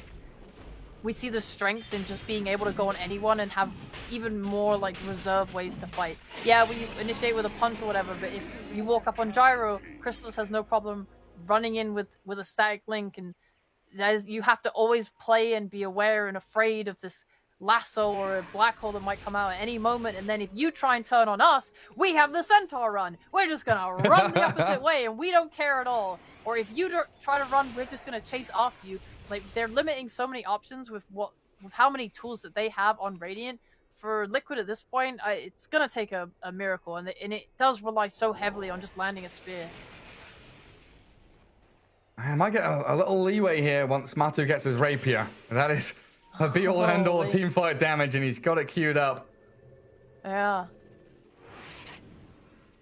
I think Zai is itemizing really well right now. I was thinking that how can they kind of supplement this lack of initiation, and a Hex is the first thing that comes to mind, but I was thinking about who would buy it, and it seems really hard for someone like Mickey to buy it on Zeus, so Zai's gonna go for one instead. It is a shame though, because it also means if Secret are ever able to kill Zai to start a fight, pretty much every single, I don't know, way to stun and control people is gone. Yeah, all of your team fight, initiation, disruption, everything. It's on Zai. Yeah. And the Secret, they prep themselves. Try and cut out these waves. Hold Liquid back in their base. Liquid, they are shuffling out, trying to find some D-wards and a bit of space for themselves. So very difficult, though. And Crystallis, very bold, fearlessly just moves into jungle. This is such a 4P1. You just have to buy everything you can to keep Matu alive. If this is how you're going to play, where you're not looking to scale on a hero like Mars with a Deso or something, he's going for Lotus, you're going for Hex, you need more Hexes, more Lotuses, 4-stars, Glimmer Capes, things that will keep Matu alive. Vlad's, yeah, anything you can that lets him live and be your number one, and then you just turtle and hold your high ground and let Secret come to you, because that's how you play these types of games, where you have to make, like, the enemy needs to make a mistake, or overcommit, or try and go all in on your one hero, and that's when the 4P comes into play, and they protect you. Right, and that's it. You're looking for some, maybe swap back into the base, but then... Matu, full staff, lasso, drag him, but no swap. Insania gets him back to safety. The turn on to Zayas now, the Thunder God's Wrath. Insania has died to the back in the back. A jump onto the gyro, though, forced his BKB out. Crystal is straight in there with a static link, and in comes Resolution. The black hole to potentially just win the game. Catches the two big cores, and down goes Matumba Man. No buyback on the gyro as Zai is trying to kill off Rezo, but struggling. Chrysalis grabs the double kill as Mickey falls deeper in the base, and Secret, they swoop through. It is A triple just so for Razor. nasty. They catch them trying to push out the bottom wave. 5 down, only one with buyback, and Liquid's base now in disarray. Dire's structures. What can you do? I mean, I'm coping for them, trying to come up with ways to defend and bring back this game, but let's be real, this is Secret owning you with a better draft, stronger game, 25k up now. They have way too many ways to start and fight. The execution on top of that, fantastic. That punch from Zayat into the 4-star to get him out of position to get that lasso. Yeah, the swap range was enough, but what a cool play mechanically, just trying to make sure they break the range of this Venge and so that he can't save the gyro. I mean, Because it was Zayat's force, right? Yeah. Yeah. I think so. That's what I thought as well. I was like, hang on, who's forced the gyro here? But it's Zayat. Yeah, you're right. Punching and forcing him to allow Nisha that second wave of initiation. It's just mega creeps coming soon, eh? They're on tier 3 top. 2 lanes down already. Dire's top tower is And Liquid are respawning. Team Secret holding Aegis for 1 minute on Chrysalis. Liquid with one more chance to go, but the blink initiation from Puppey, finding Boxy, and Nisha's there with a lasso on Zeus, drag him straight through into Zayas' punch. The Brawler comes out on top as Matu and Zai will get an arena down with a call down on top, but the snowball turnaround play from Puppey and Zayas counteracted by the fear. Great terrorize from Boxy to clear through a couple of kills, and in the back, Nisha is speared up against the side of the map, caught out in the brambles, and Liquid. We've seen this happen before. The comeback is a potential opportunity here for them as they defend that final lane of barracks. But at what cost? I mean, let's see. We still got buybacks on gyro and stuff, but maybe Secret they're just getting a little bit ahead of themselves, not taking the win and sort of resetting. Maybe feeling like they were just strong enough to make moves like that, but. They're going to respawn here. They're still going to be much stronger. They have that black hole coming off cooldown as well as Razor has his refresher. Very powerful team right now. And yeah, I mean, all these decisions are having to come out on Liquid. Your Zeus is getting lassoed in and it's kind of like, well, we can't swap him. We have to save it for Matu. And you see there, when he gets his little meaty claws on you, he is doing a lot of goddamn damage. He is coming pretty close now to his rapier, which could be the one thing that could get them back into it, but at the same time, again, you just have to consider how these team fights are going to play out. Let's say they get the lasso onto him. It's all in. And they swap. Then there might be that follow-up from Rezo. Yeah, I mean, in those last 2 team fights, I think Chrysalis picked up like 2 grand. Gyro in the last team fight got about 1,500, so a lot of money flowing into the pockets of the carries. And Liquid, 2 lanes of barracks down. They've managed to contend with this before. Yeah. They're not newbies defending up against these super creeps and coming back for moments like this, but you're right, it is still a struggle against Black Hole, against the tempo that Secret have been setting in these games. You know what's actually really cool as well? Secret don't even have to think about Black Hole as the ultimate be-all end-all of their team fights, because he has a Lincolns now, which means that he can get in there with BKB Black Hole multiple people, and the most the Venge can do is just swap Matu out of it. The rest will die. You're absolutely right. And that's what Secret are looking for right now. Puppey shows on the wave mid, and Liquid, they all migrate back to their base. Line drawn to push out top. Secret in a really good spot here, though. They've got base vision. They've got the catch on the Zeus. Nisha taking a lot of damage from that right click of the gyro, but look at Rezo! The perfect black hole! Catches them, but Matu turns. Satanic's up. He's got this rapier doing serious damage, but so is Chrysalis. Shredding through the gyrocopter, cracking away at him, and Liquid now with no gyro, no rapier. Secret looking to close it out. Chasing towards Mickey Zeus. They've killed the remaining 4. Chrysalis, he's not going to die fountain for it, though. He goes for the buildings. Gets the rapier, picks it up. Zai blinks in. The static links out here, though, and Chrysalis turning and destroying the Mars. The Greek and Roman gods cannot stand against the electric power of Razor. And Boxy is going to get caught out with a flame break in the plasma field. Slow to a crawl. And an ultra kill for Chrysalis. Chrysalis! And there's your GG. Game 3 incoming. We What knew a it was god gonna Rezo happen. is. Team Secret victory. Team Secret striking back. 45k net worth lead at the end of that match. 42 minutes it took, but it felt like, even though Liquid have shown they can come back from worse, a foregone conclusion for Secret with the really sick moves they were making. Zayat and Nisha absolutely holding that game together with their just two-man smokes, finding pickoffs all across the map.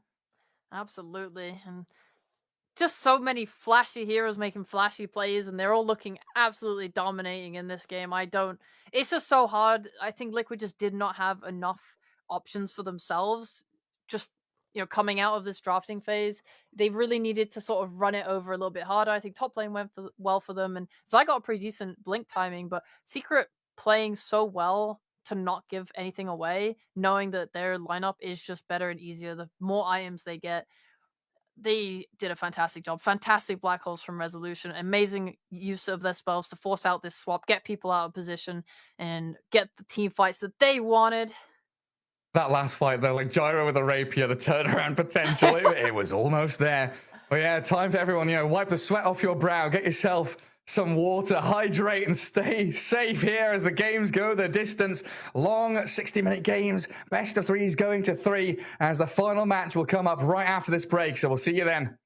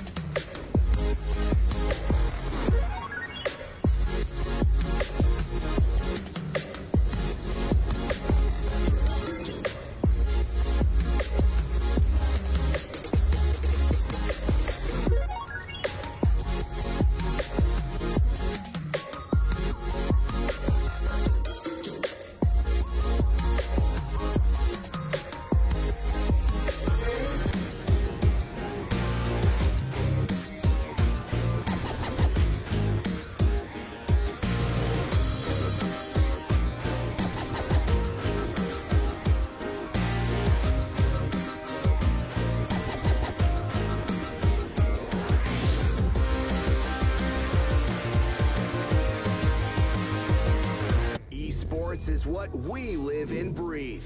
For us, it's more than a game. It's a reality where a group of letters can mean everything.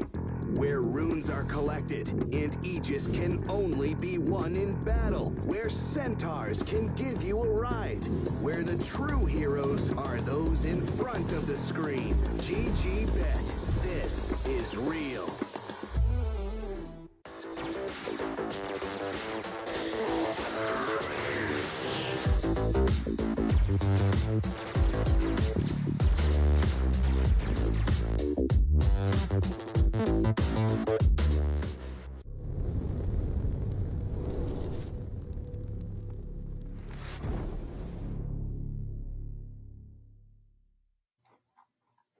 Welcome back, everyone, to our latest episode of Game 3 Hype. Here we go, lower bracket finals. We get ourselves into the final match of the series. It's Secret taking on Team Liquid. The victor goes to the grand final with a chance to go directly to TI. Both teams have, of course, already secured themselves last chance qualifier slots.